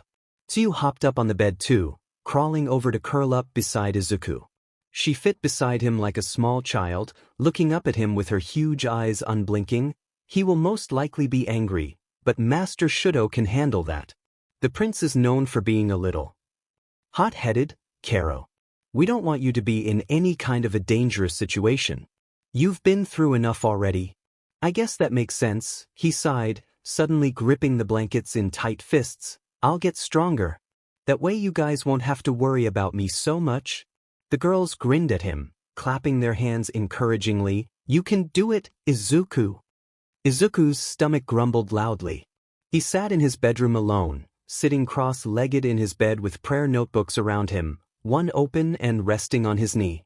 The shrine was filled with a heavy aroma of spices, savory and heavenly and just painful for Izuku to endure on an empty stomach. Shudo had let him have a taste earlier, to ensure it was of godly quality, as he'd put it. Izuku moaned at the memory. The curry had been amazing and so spicy and everything he wanted in that moment. Good, Shudo had said at Izuku's approval, now go hide in your room until the prince leaves. So now Izuku sat waiting, bored, lonely, and most of all starving. He knew he should have just asked for a bowl before going into his room to hide, but he didn't consider it until it was too late. He contemplated sneaking to the kitchen to get some before the Dragon Prince arrived. But Shudo's rules had been clear. Don't leave the room and don't make noise. They weren't clear on when exactly the prince was going to show. So that meant Izuku could be stuck hiding in his room, without food, oh god, all day, which the land god really wasn't looking forward to. Izuku went back to reading over the prayer books in his bed. He'd gotten through about 8 years of notebooks now since he'd become the land god, but he still had 12 years worth of books to go. With a sigh, he finished reading the one he was currently on and closed it shut. He leaned back against the headboard, letting his bangs fall away from his face as he closed his eyes. His stomach ached, growling loudly in desperation for food. I'll be fast, he convinced himself as he slipped off the bed and to the door, moving lightly on the wooden floor with soft bare footsteps. I'll be sneaky and quick and back in the room before the prince gets here. He gingerly slid the door open and peered out into the hall. The shrine was silent, so he held his breath as he tiptoed down the hall and past the front room. Glancing out the front window, he saw that Shudo was knelt in front of the steps, facing the shrine's gates. Izuku realized the yokai must be waiting there to greet the guests when they show, and felt a little bad for the fox for having to wait there for an unknown amount of time. Being cooped up in the room would definitely hurt his knees a lot less than sitting out there like that would, that's for sure. When he entered the kitchen, Ochako and Tsuyu spun towards him in surprise. Ochako almost dropped the plate of fruit she was holding, but Tsuyu's tongue lashed out and caught it. They sent Izuku concerned glares. What are you doing out here, Izuku? Ochako asked fervently. Was hungry, he pouted, feeling a little stupid now for coming out. Just wanted to grab a bowl of curry really fast. Ochako sighed, giving him a sympathetic frown as she grabbed an empty bowl and spoon. That's understandable. We should have made sure you had food before we jailed you into your room. Tsuyu and her both bowed their heads low. We apologize for inconveniencing you, Izuku, they said together. No. Izuku cried, don't apologize, I know we've all been busy preparing for the Dragon Prince. It's really okay. He patted the girls' heads sweetly, feeling incredibly guilty for making them feel bad. Seriously, please don't sweat it. They both smiled at him softly, and then Tsuyu went back to preparing food for the guests while Ochako got Izuku some rice and curry. Just as Ochako handed Izuku the hot ceramic bowl of steaming food, the ground started to rumble. Metal rang throughout the kitchen as utensils shook. Izuku almost dropped the bowl, but Ochako quickly gave it a tap and made it float before he could potentially burn himself. They're here, Karo. Tsuyu croaked out in fear. Izuku needs to hide, he can't go back out or they'll see him. Ochako rushed to the door and slid it closed. The rumbling stopped, and they could hear Shudo and a female voice speaking from right outside the shrine. The brunette turned off the lights and pointed to the floor. Sit, she said sternly, and don't get up or make noise or they'll hear you. Yes, ma'am, Izuku said, grabbing the bowl of curry from the air and obediently sitting down beside the wall. He swore he heard her whisper to herself, I just commanded a god, and rubbed her rosy cheeks in embarrassment. Is my hair okay, Ochako-chan? Tsuyu asked in a quiet voice, combing her large fingers through her long, silky hair. Izuku realized how nervous Tsuyu was, her eyes wide and movements fast as she rushed about making sure the food was ready and they looked presentable. Ochako was noticeably more relaxed, but still as persistent in getting things ready. You both look beautiful, he whispered encouragingly, and then took a bite of curry, and the food is delicious. Everything will go well. Both girls stood against each other, holding hands, and together they took a deep breath. Tsuyu reminded Izuku to stay silent, putting a large finger to her lips in a shushing motion, and then with a train of food that Ochako made hover weightlessly in the air, they crept out of the kitchen and closed the door behind them. He ate another bite of curry quietly, and tried to listen closely to the voices just outside of the room. Kami was as chatty as ever. He could hear her voice loud and clear before she even entered the gates of the shrine. Shudo remembered now why Momo-sama always did her best to avoid meeting with the Dragon Prince and his familiar. The Bakeniko woman was pretty, her golden hair long and flowy as it curled down her shoulders. Her feline ears were small and black, almost constantly twitching along with her black tail that seemed to wiggle nonstop behind her in excitement. She wore a gorgeous kimono that draped loosely around her body and showed of her voluminous bust and deep cleavage. The fabric was shimmery and had an illusion of changing colors as it transitioned from gold to red as she moved about. Decorated here and there were tiny golden bells, one around her neck like a choker and others worn like bracelets on her arms and legs. Her eyes were large, but her cat-like pupils were small and focused. She wore shiny red gloss on her lips and her small fangs gleamed as she smiled while talking. "It's nice to see you again, Cammy," Shudo bowed. The cat yokai grinned, running to hug Shudo, who stiffened uncomfortably in her tight grasp. "Oh, and Shudo, you're looking as hot as like ever." He swallowed awkwardly. "Thank you. Your kimono is very stunning. I imagine it's of your creation." Cammy clicked her tongue proudly. "You like? I can make you one too. Or one for your land god. Prince Katsuki is still sleeping, but he said to wake him when we got here, so maybe I should." She motioned behind herself to the floating carriage that had been trailing alongside her. The carriage was small, big enough to contain a single person, but despite its unimpressive size, it made up for any lacking qualities with its incredible details.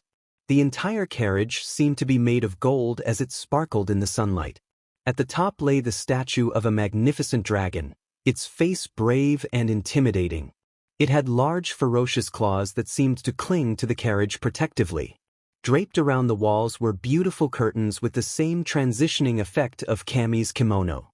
Shudo shook his head. "We can allow him to rest. I actually have some unfortunate news." "Oh no," she gasped, bringing a hand to her mouth. "Shudo, don't tell me you got a girlfriend.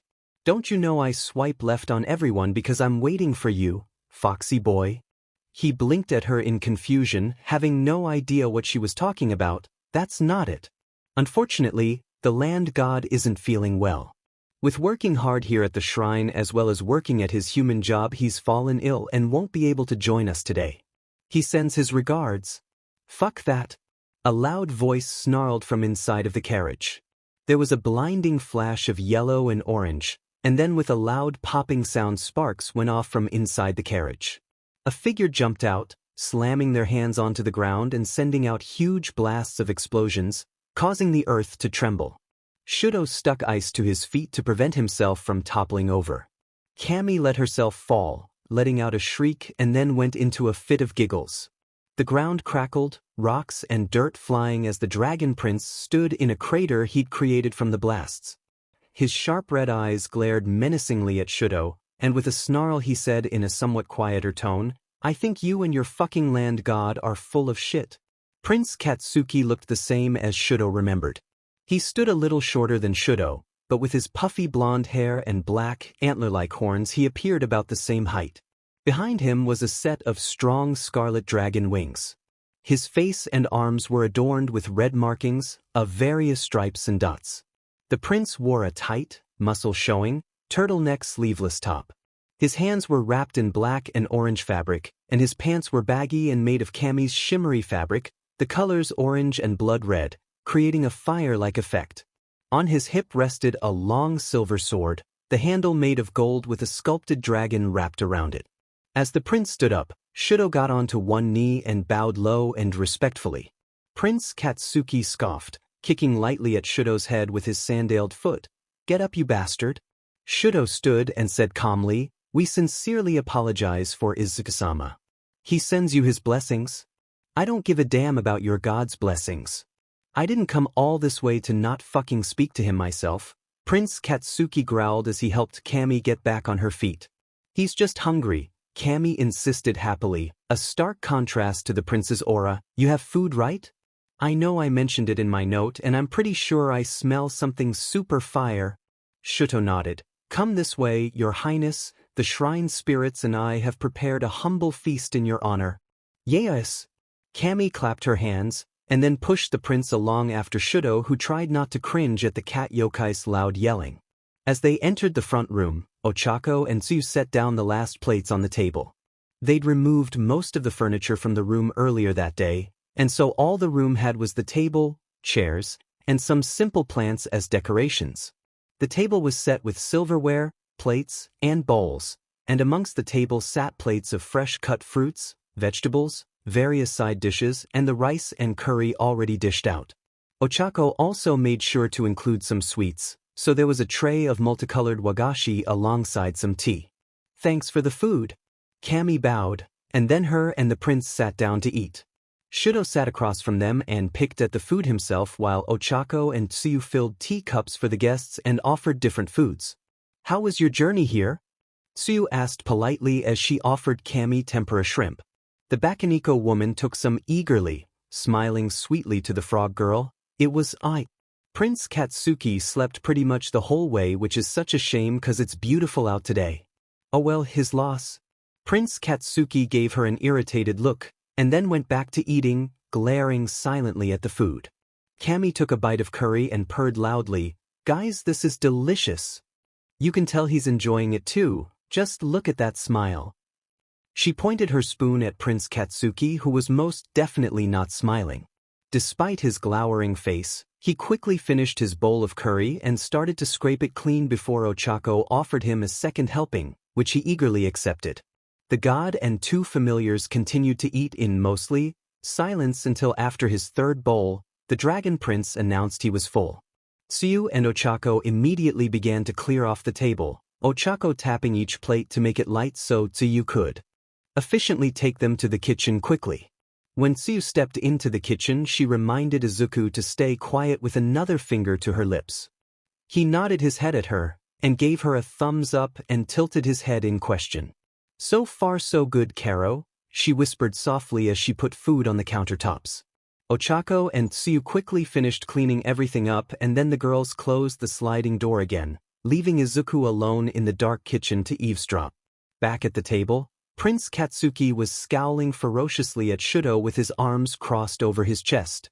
Shudo stared back with his usual blank face, ignoring the way the dragon prince seemed to be causally flexing his muscled arms as an attempt at intimidation. Kami yawned dramatically, stretching her arms above her head, her bell bracelets ringing softly as she moved. So I hate to be so extra, but is the land god really not going to come out and meet us? She pouted at Shudo, putting her arms down and leaning forward almost seductively. His gaze stayed eye level with the Catwoman, unfazed by her tactics. No, I'm sincerely sorry. And why the hell not? Prince Katsuki snapped. He's feeling ill today, Shudo replied coolly, but I assure you both that in due time we'll make up for it by visiting you if you'd like. I can promise you Izuku-sama means well and has the highest respect to the Dragon Prince and his kingdom. It's unfortunate he couldn't be here with us today. Unfortunate my ass, the Dragon Prince scoffed, standing up angrily. The chairs stumbled loudly, falling behind him with a crash as he said, I bet he's not even sick. I'm sure he's hiding away like a pathetic coward. I've heard the rumors, your new land god is a fucking weak-ass human who can't do shit, and his job in the human world is basically fucking garbage duty. Tsuyu and Ochako let out offended gasps. Shudo froze, his body going eerily still as a light layer of ice began to creep up his right arm. His hands clung on to the table, deep enough that he'd find nail indents later on. He looked up from his hands and stared numbly at the Dragon Prince, his eyes so dead and yet so intense that Prince Katsuki automatically took a step back, almost tripping over the fallen chair. Kami giggled nervously, now, Prince Katsuki doesn't really mean the dash. You're wrong, Shudo cut her off, voice quiet and full of venom. Izuku-sama is not weak or a coward. He took a deep breath. The ice started melting off of his arm, leaving it wet like morning dew on grass. Izuku is not only kind and gentle like a land god should be, he has the potential to be stronger and more powerful than Momo-sama or any land god ever was. I've never met a more determined, selfless, inspiring man in my life, and I don't think I ever will. Prince Katsuki and Kami both stared at Shudo in surprise. Kami's mouth dropped open in a small O shape. Suddenly, Prince Katsuki grinned, his face going dark as he lifted his head back and laughed startlingly loud in the quiet of the room. I get it. He chuckled, wiping tears from his eyes. You've become the loser's little bitch, huh? Multiple things happened at once. On one part of the room, Ochako tried charging at the prince, her arms flailing about as Tsuyu wrapped her long tongue around the girl's waist to hold her back. "Let me at him," she screeched angrily. Kami and Shudo stood at the same time. The cat yokai stepped in front of the dragon prince, pulling from her sleeve a long cigarette holder and swiftly bringing it to her lips. As she blew out smoke, Shudo was charging straight for them, leaping over the table with his teeth bared and tail puffy. Kami pulled the prince back just as Shudo flew straight into the lavender-colored smoke cloud. The puffs of smoke moved and changed, morphing into multiple momos. They were all nude, her chests and lower regions barely covered with little purple clouds. 3 of them surrounded Shudo, reaching for him and crying out his name. "Shuto!" They wailed, faces agonizingly sad and desperate. Shudo gritted his teeth, closing his eyes and feeling guilty for seeing even an illusion of his former god so exposed. He let a blast of ice shoot out from his right side, spear-like icicles rushed at the momos, causing all 5 or 6 of them to vanish into thin air. The ice encased him, blocking his vision of the rest of the room. He could hear Prince Katsuki cursing angrily and Kami yelp out, then whimper as if she was in pain, and realized he must have hit her with the ice as well. There was a deafening explosion, and then the ice shattered in front of him and a section of the roof crumbled down. In the ceiling there was a large smoking hole, the edges of it still burning with little flames. Tsuyu and Ochako screamed, running out of the way of falling flames and tile. Prince Katsuki charged at Shudo, little scratches on his arms bleeding from where ice had nicked him as well, grabbing the fox hard by the shoulders and tackling him to the floor. Little bursts of explosions combusted against Shudo, causing him to clench his jaw in pain. The prince's hands were searing hot, burning through Shudo's yuka. His wings opened up behind him, his whole appearance now devilish as he grinned almost insanely. Little sharp popping noises came from his hands as he was about to shoot out another explosion directly into Shudo's chest. The fox yokai managed to kick the dragon prince off of him, shielding his face as another explosion went off above him. Ice instinctually formed over his body as it burned, his yukata covered in simmering holes. Shudo stood up just as a fist came flying at him. He blocked it with his left arm, while swinging his right fist straight into Prince Katsuki's gut. The prince hobbled backwards, then rebalanced himself. As he regained his footing, about to attack Shudo again, a blur of green flashed between them. Izuku had bolted out from the kitchen as soon as he heard the huge explosion, deciding he couldn't hide any longer. He thought back on the training he and Shudo had been doing for the past few weeks, and without a second thought he ran for the horned prince, grabbed his arm and shoulder and flipped him over, using all of his weight to slam him into the ground as hard as he could. As he did so, he felt a burst of energy surge. The dragon prince looked up at Izuku in shock, his mouth open speechless as the land god stood over him. Izuku could not notice how attractive the prince was, but he was too mad to care in that moment. He looked down at the prince, his green eyes darkened, narrowed and wary, his fists balled tightly before he then angrily turned to Shudo. "Enough," Izuku said firmly, "you two are destroying our home and she's hurt." He pointed urgently to Kami, who was laying on the floor to the side with Ochako and Tsuyu beside her. Pieces of debris lay around them, dust coating their clothes, hair and faces. The Catwoman's face was scrunched in pain and there was a small puddle of blood pooling around her legs. His words fell on deaf ears. Shudo ogled Izuku. The land god literally shone like the sun, so much that he was almost blinding to look at. Bursts of green shone through the rays of white light that was his entire body, green showing through his hair and eyes and parts of his yuka. The light began to fade and in seconds Izuku was normal again. He stared back at Shudo, frowning in concern for the obviously injured fox.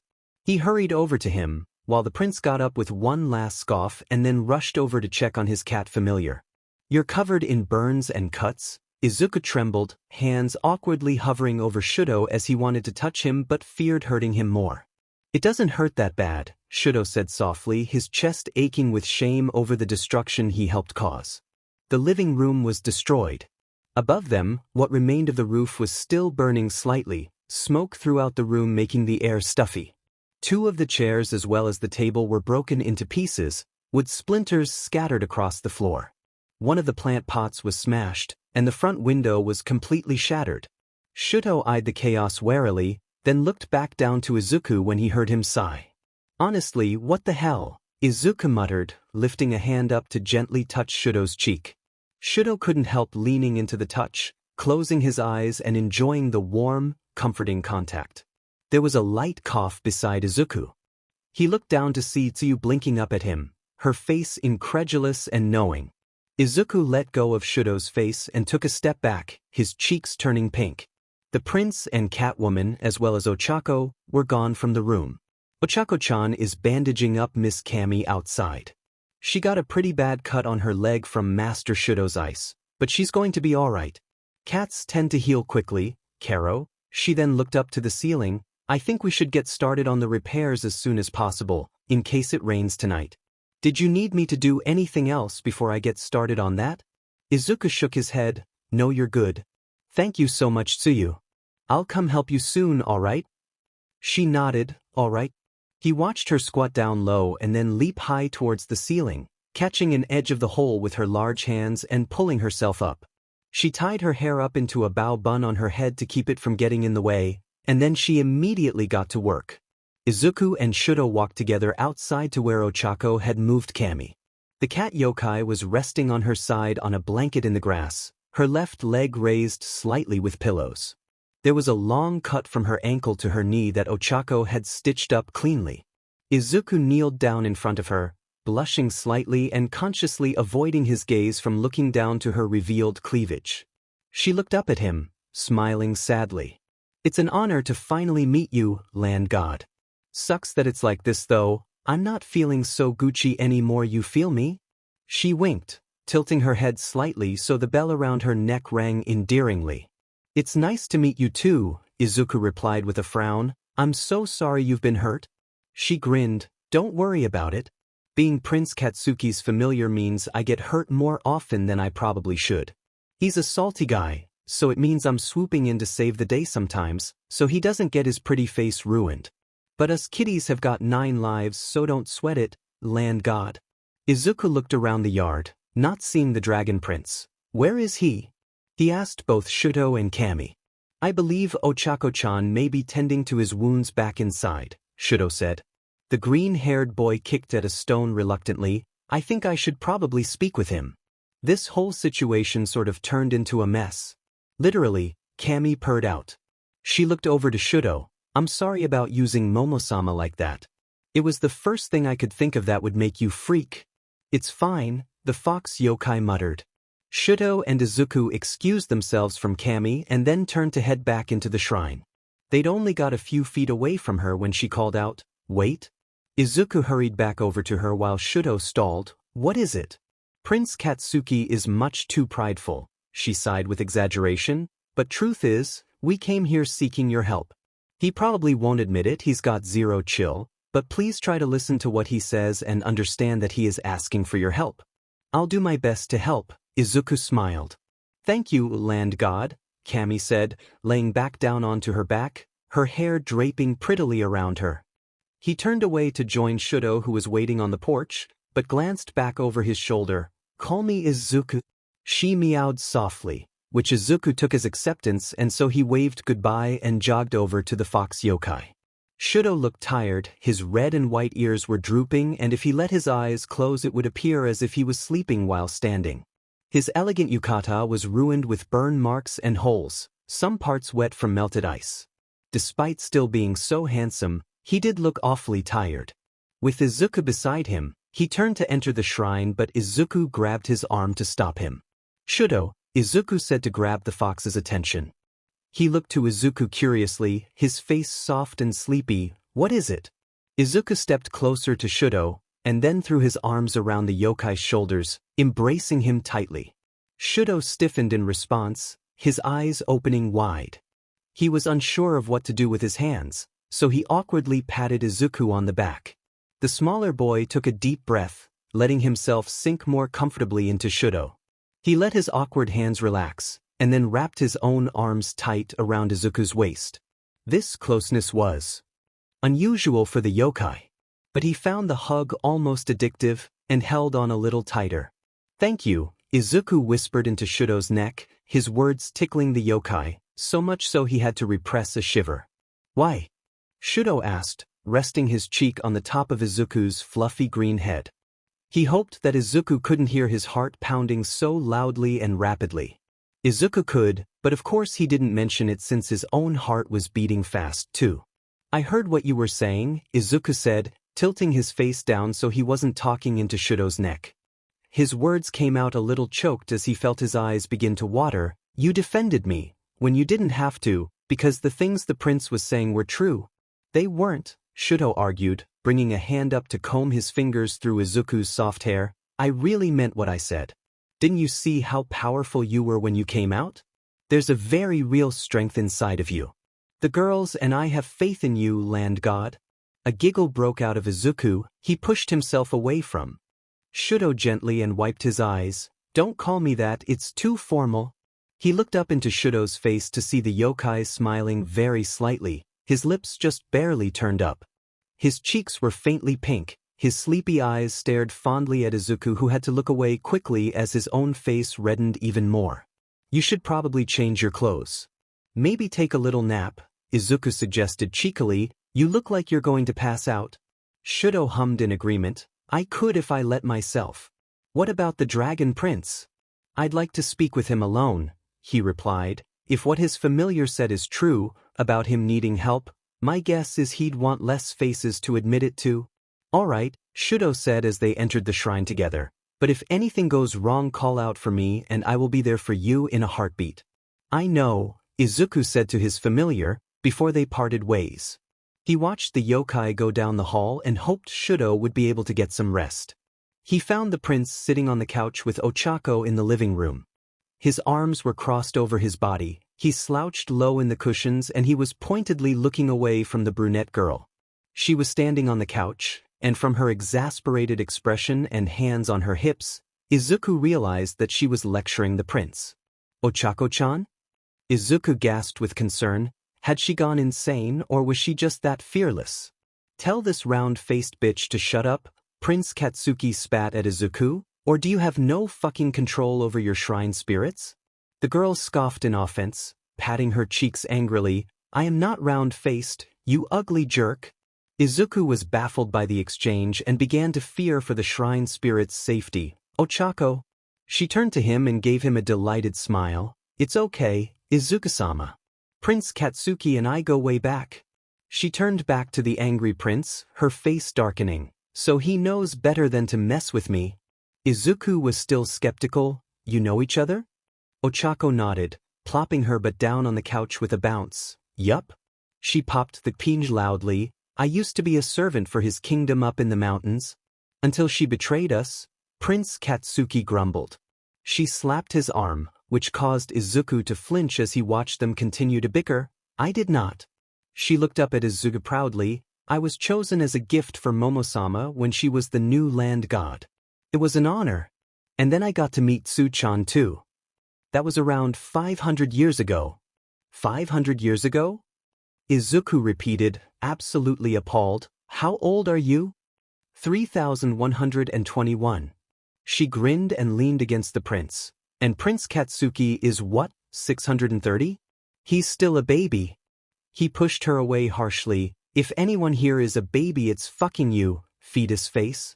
She giggled and stuck her tongue out at the prince, ignoring his menacing glares. Whatever.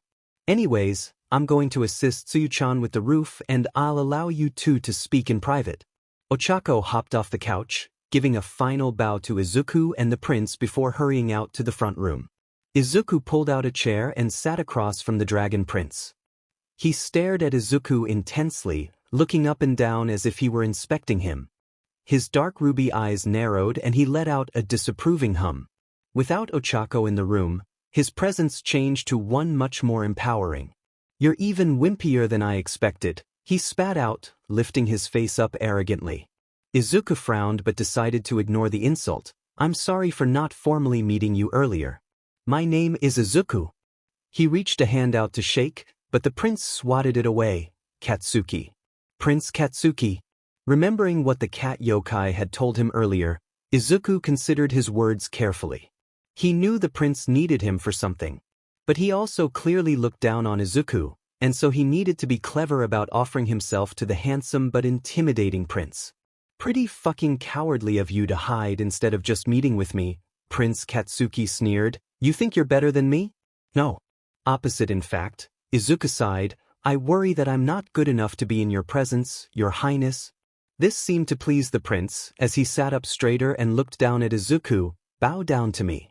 Show me some respect, land god. Of course, Izuku said, trembling slightly with nerves as he slid down to the floor. He rested one knee on the ground and lowered his head. Prince Katsuki, he started. What? If I may, he offered, saying each word carefully, for your forgiveness, can I, the land god, serve you in any way? You think I want your shitty services? Prince Katsuki grumbled. Why the hell would I want something from a weak, inexperienced god like you? Izuku's hands balled into fists. He reminded himself to breath, he's just being prideful. Remember Izuku, he came to you for help. But still, to put it simply, the Dragon Prince was a little bit of an asshole. Part of Izuku wasn't even sure why he should be helping him. It's just an offering, Prince Katsuki, Izuku said calmly, trying his best to keep down any irritation in his tone. You don't have to accept anything. The prince stared at him for several moments in silence, contemplating deeply with a furrowed brow and large frown. He looked torn, like there were words trying to escape his mouth but he didn't want them said. Suddenly he stood up and pulled out a small, golden bell from the pocket of his pants. With a flick of his wrist, he rung it only once. There was a puff of white billowy smoke, and then appeared the cat familiar. She bit her lip, trying but failing to hide her grimace of pain as she stood. The cat yokai leaned heavily to one side to try and lessen the weight on her injured leg. Izuku quickly offered her his chair, but she opposed. It's cool but thanks. She tried to smile. Prince Katsuki glowered at her with what may have been concern. Jesus Christ, Kami, fucking sit. K. Izuku recognized the way her body suddenly glowed. It was just like Shudo's had before when Izuku had literally forced him to jump on his back that evening in the rain, or when he stopped him from hurting Kyukajiru. Kami was Prince Katsuki's familiar, and so like Izuku with Shudo, he was able to command her to obey him. In this case, Izuku was grateful for the command as the poor woman really needed to sit down. You better get some damn rest after this, Prince Katsuki said sternly, but softer. Kami pulled out her long cigarette holder again, and brought it to her plump lips. She relaxed, allowing her long, thick eyelashes to flutter closed. With a deep breath, she blew out a single cloud of smoke, big enough to float over them like a large canopy.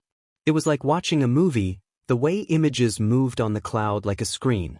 Izuku stared up at it in awe. Despite being unable to tell what was going on, the movie-like vision above him was really cool. Portrayed above him seemed to be a mountain scenery. It was nighttime and dark, and there appeared to be miles and miles of rocky, foresty mountains. Kami looked pleased with herself as she saw Izuku's amazement. I can make illusions. Sika? He nodded his head, his green eyes shining with childlike wonder. Prince Katsuki's voice was much calmer as he said, I guess I can think of one thing that even you could probably do for me. He shot Izuku a quick, threatening glance that made the green-haired boy wiggle away from the horned prince. 13 years ago, this little kid fucking showed up in the middle of my mountains all lost and shit. The image on the clouds changed, showing a small child wandering along a mountain trail by himself. He was around 5 years old, had long black hair that hung around his head and over his face, and large red eyes. Despite obviously being very lost and very alone, he looked ecstatic. His mouth was open wide in a huge grin, his teeth freakishly sharp. The boy bravely marched up the trail, unaware of the dragon yokai watching him from the shadows. Prince Katsuki followed the boy silently, watching him discreetly from behind trees or large rocks. The prince's expression was the usual scowl that Izuku had only ever seen on his face. His pants were simple and black, baggy around the legs, and he was shirtless. His arms and chest were wrapped with red and black dragon-like tattoos. He watched as the boy climbed over some rocks blocking the path, innocently moving closer and closer to the dangerous edge of the cliff. To Izuku's horror, the boy slipped. Faster than Izuku could blink, the dragon prince in the cloudy illusion dashed forward, diving off of the cliff with outstretched arms to save the boy. His huge, scaly wings spanned wide to slow their descent, and he cradled the boy tightly to his chest. The boy had been cut sometime in the fall, as the right side of his face was covered in blood. At first he cried out in pain, clinging to Prince Katsuki as he sobbed into his bare chest. Izuku expected the prince to look irritated with the crying child, but his face showed nothing but compassion and sympathy. Prince Katsuki flew back up to the trail and sat the crying boy down. "What is your name, child?" he asked, unnaturally gentle as he wiped the blood from the boy's face, revealing a small cut above his eye. The boy sniffled, looking up at the prince with bright red eyes. "Izuku Kirishima, are you okay?" "I guess so. Where are your parents?" Izuku paused, looking down the mountain. "Down there?" He pointed. The prince stiffened, visible shock on his face. "You fucking came all the way up here by your fucking self? What the hell, kid?" He giggled. "Mommy says not to say words like that. Did you know you're funny looking? But so manly too." Prince Katsuki blanched, face going red. "Shut up. You look funny with your big head and tiny body. Children are fucking weird, okay?" "Okay." Izuku grinned up at the prince, his cheeks round and cute. "I like your red wings. That's my favorite color." "Thanks." Prince Katsuki grumbled. "You need to get back to your parents, so don't wiggle or some shit, K. I don't want you fucking falling again." He scooped up the child in his arms and dove down the cliffs, soaring through the air and down the mountain. Prince Katsuki looked elegant flying through the trees, his hair blowing back as the small boy wrapped his arms around his neck and hung on. "That's good enough, Kami," Prince Katsuki said from beside Izuku. He walked forward and then puffed out a small flame from his mouth, making the illusion disappear. His cheeks were tinted pink as he turned back to Izuku. "I want you to do your fucking job as the land god and make me a match." "A match?" Izuku repeated in shock. "As in romantically?" "Yes, romantically, you idiot." The prince yelled at him, stepping closer to Izuku with his head down as if he was going to headbutt him with his large horns. "With that little boy? He's an adult now, god damn it, you're fucking slow." Izuku rubbed his temple. He was getting a headache from Prince Katsuki's screaming. "Okay, but why?" The prince grabbed Izuku by the collar of his shirt, lifting him up over him and pulled him close to his face. His breath was hot and angry against Izuku's face as he growled, "Because I fucking love him."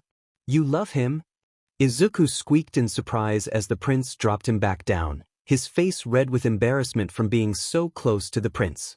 "I ship it," Kami shot out, nodding her head approvingly. "That boy is literally the only person to have never been afraid of, or angry, with Prince Katsuki after meeting him for the first time.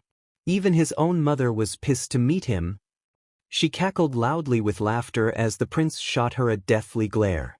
"It's nothing weird, okay, asshole," Prince Katsuki muttered. "My old hag of a mom was bitching about how I need a mate soon, and I realized that Izuku Kirishima is the only person I'd ever want to spend the rest of my fucking life with." "Okay." Izuku didn't understand, but he decided to just go with it. "Where can I find him?" he asked. Kami poked her tongue out as she thought. We're guessing he lives in this town, as it's the closest human city to Prince Katsuki's mountains." Izuku faced the prince, a determined smile on his face. "I'll find Izuku and bring him to you. As the matchmaker and god of this land." "That's an impossible match," said a cold voice from down the hall. Shudo entered the room, his lips in a small frown. He wore a clean, wine-red yukata. Prince Katsuki crouched down, his dark wings starting to open as if he was readying to attack. "What did you say, you stupid fox?" he snarled, marching up to Shudo. "You trying to fucking die?" They stood chest to chest, Prince Katsuki's entire body shivering with anger while Shudo remained calm. His eyebrows were furrowed deeply and he looked exhausted. He sighed, clearly done with the Dragon Prince and everything else. "You know relationships between yokai and human are taboo, Prince Katsuki. They can't happen." His words came out soft and yet stern. He sounded like he was talking to himself more than to the prince. Shudo's words surprised Izuku. It was the first he'd heard of there being any issues of relationships between a human and a yokai. It made sense, humans and yokai came from entirely different worlds. But still, to say it was impossible felt wrong. He didn't like it. The thought frustrated him and slightly offended him, though he didn't understand why. You think I give a damn about what anyone else has to say? Prince Katsuki said, pushing Shudo away from him. He turned to Izuku, are you going to help me or not? The prince was asking for help. He was in love and he needed help, and he came to Izuku of all people. Shudo shook his head, his ears back and face upset as he waited for Izuku to respond. Kami nodded her head eagerly and encouragingly, and Prince Katsuki just stared at Izuku with an intensity that made his stomach churn. Izuku glanced to Shudo, his eyes burning as he hoped the fox yokai wouldn't be too upset with him for his decision. Yes, I'll help you find Ijiro Kirishima,